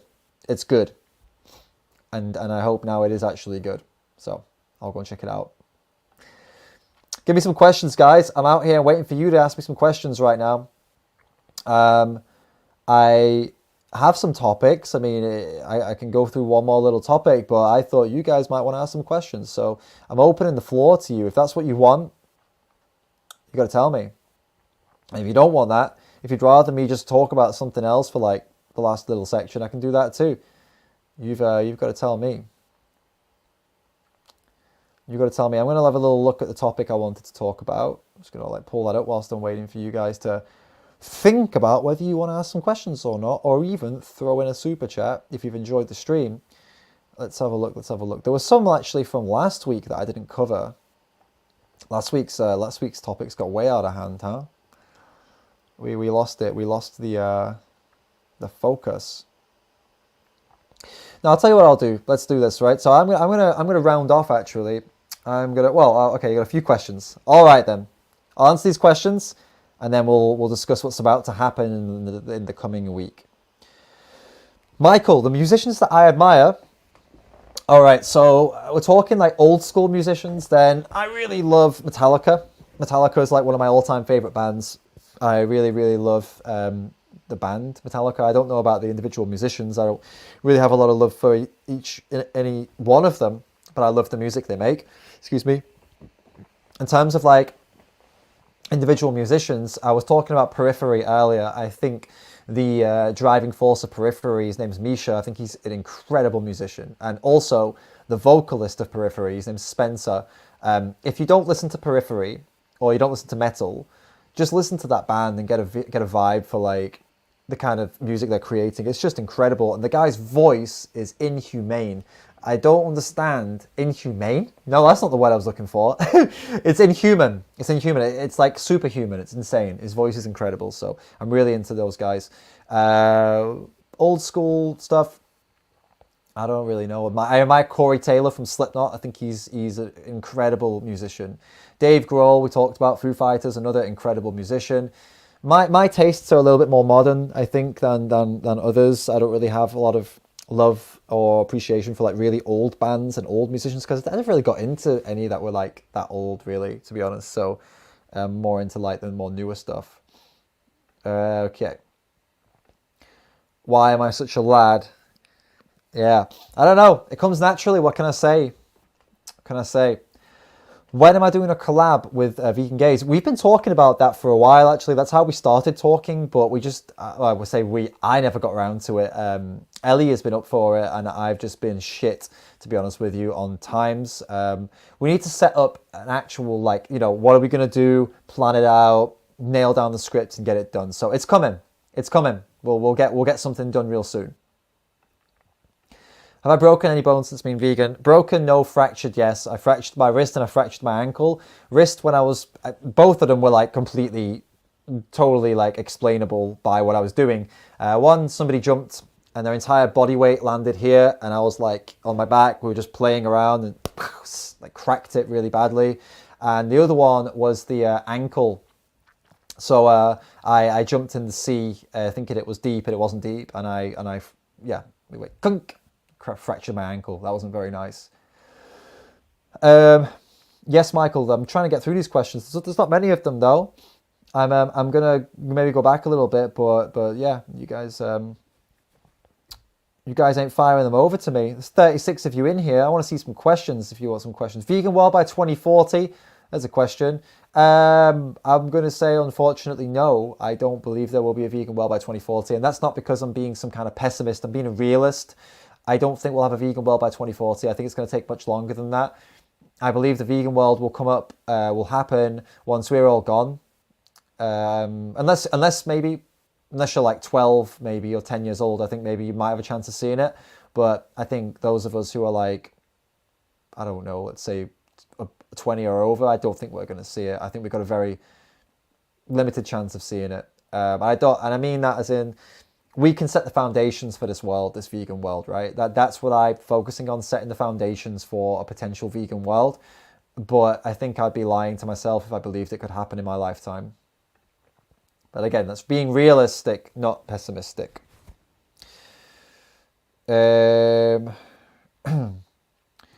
Old redundant question that you probably answered before. What supplement do you take, if any? I supplement B12 and I supplement D, because currently I'm living in sunny Finland. And if you don't know what that means, it means that the sun comes up at around, like up, like it actually, like you can see it when there's no clouds anyway. You can see it at around like 10 maybe. It actually comes up. You can actually, maybe 9 or 10, I don't know, like actually see it. And then it goes down at like 3 or 4. So it's kind of like, yeah, and it's only going to get worse as the winter goes on. So I need to take that D. That didn't sound good, did it? I need to take vitamin D. And anyway, most people living in countries, even if you live in a sunny country, you should take vitamin D, because if you're working in an office 9 to 5, then you're not getting enough of sunlight, so you should be taking it anyway. Okay, what else have we got? How am I finding doing outreach during the lockdown? Well, luckily in Finland there's no lockdown. There is some advice, but due to the Finnish laws, I believe that it's not constitutional. I don't know if that's the word, but I don't think they can lawfully put the country in lockdown. I think there's actually something that prevents it from happening. So quite lucky with that. So right here, there's no lockdown, and I've not been doing too much outreach because it's just kind of a weird time to go out and do outreach right now. I feel like I've got outreach footage I'm going to edit and put up at some point. I've got great ideas. Well, I think they're great ideas for some new videos. So I'm kind of busy enough as it is, and I feel like things are going, I've got a lot to do right now as it is. And going out and doing outreach, I don't feel like it would be really beneficial in Finland right now, because Finnish people are also kind of like reserved, and now they're going to be even more reserved because of this whole situation. So I don't know if it would be the best use of my time right now, to be honest with you. 2150 for a vegan world, a little bit more realistic, I would say. 2150, I think that's something that could happen, to be honest. Could be. All right, favorite aerobic exercise and favorite muscle building exercise. Aerobic exercise, I just love running. I'm a runner. I am a runner. I love running. I've run marathons, 10Ks, hill runs. I love running up hills. I love like being in a place and finding the highest point in the place and running to it. That's what I love to do. It's a bit weird, right? I guess it's something that a lot of people do though. And favorite muscle building exercise. That would be probably I like calisthenics. I like pull-ups. I really like pull-ups. Weighted pull-ups. I love that. I love that shit. Like, you basically get a belt, put some weight, hang some weight off the belt and do the pull-ups. Like, I feel like that's one of the most powerful things that I can do. I've always had a strong back, so I really enjoy it. I don't really enjoy bench press that much. I really don't like squats. I'm all about the pull-ups because it's my strongest point. So of course you enjoy doing the thing you're the strongest at, right? All right, my throat's going, so we're going to round this off, all right? 2 things to tell you about. Wednesday, we've got a video coming out. It's on there right now. It is premiered right now. Get over to my channel after this, find the video, hit that like button, leave me a little comment on it, and set a reminder, please, because then YouTube detects that this video is popular, and then when it premieres, it's going to help it a lot, all right? So if you've not done already, please do that. Video's coming out, Sadguru versus a real guru. And it's going to be a really cool video. It's only a short one too. It's only like 6 minutes, 7 minutes. So a quick and easy one to check that out. And Sunday, we have this live stream that's going to be very, very controversial, risky. I don't know how it's going to go. We're going to have to see, right? But basically, I've got Altab, who's a good friend from India. He's a Muslim and he's a vegan activist. And he has been spending his time trying to combat all of these myths and, you know, all the bullshit that stops Muslims from going vegan. And he's facing a lot of hate from that. So we're going to bring him on. And the title and the thumbnail of this is all going to be about how true Muslims are vegan. And he's going to be going into all these different excuses that Muslims give to not go vegan. And we're going to focus on Islam as a religion. We're going to focus on Muslims, on people, you know, what they believe and what the common excuses are. So it's going to be a really, really interesting insight into the world of Islam and veganism in Islam. I'm really excited to go through this with him. I'll be more of an interviewer in this case. Like, I'm going to try and give my opinion a little less on this because I really want him to like show us and, you know, really reach out to people and who come to see it. But I know it's going to cause a lot of controversy and a lot of shit. So please do come for that. Show some support for Altab. You know, get involved. You're going to learn a lot about Islam. You're going to learn a lot about veganism and how, you know, it's completely compatible with Islam. And I know you all know it is, but it's going to be great to really understand it coming from someone like Altab who's really done the research. So I hope you all join me for this as well. This is going to be the same time on Sunday. And yeah, share this video, share the videos, show all my videos, like them, comment on them, do all that good stuff for me. And if you didn't know already, again, just to remind you of this, if you like, comment and share on videos on YouTube, on my videos, then it really, really helps the channel out. It really helps people see the videos. I don't think you quite understand how important this is. If you don't know how important this is, just Google YouTube search, how to be successful on YouTube, and you'll see this is how it works, right? So do that for me with as many videos as you can, as the ones that you really like hit that like button, comment, share, give me all that good stuff. It really helps set me out and makes this, it's going to make this sustainable. It's going to make this something that we can do for a very long time. And I want to do this forever. So help me out, help us get these videos to more people. I'll just quickly check now if there's any more comments from you guys. I don't see any more to get into. So I will say goodbye for now then. Thank you all for coming, and thanks Ellie for joining, and I'll see you all on Wednesday at 8 p.m. my time. I don't know what that is your time. Wednesday evening for that premiere, the big Sadguru video premiere. Bye for now.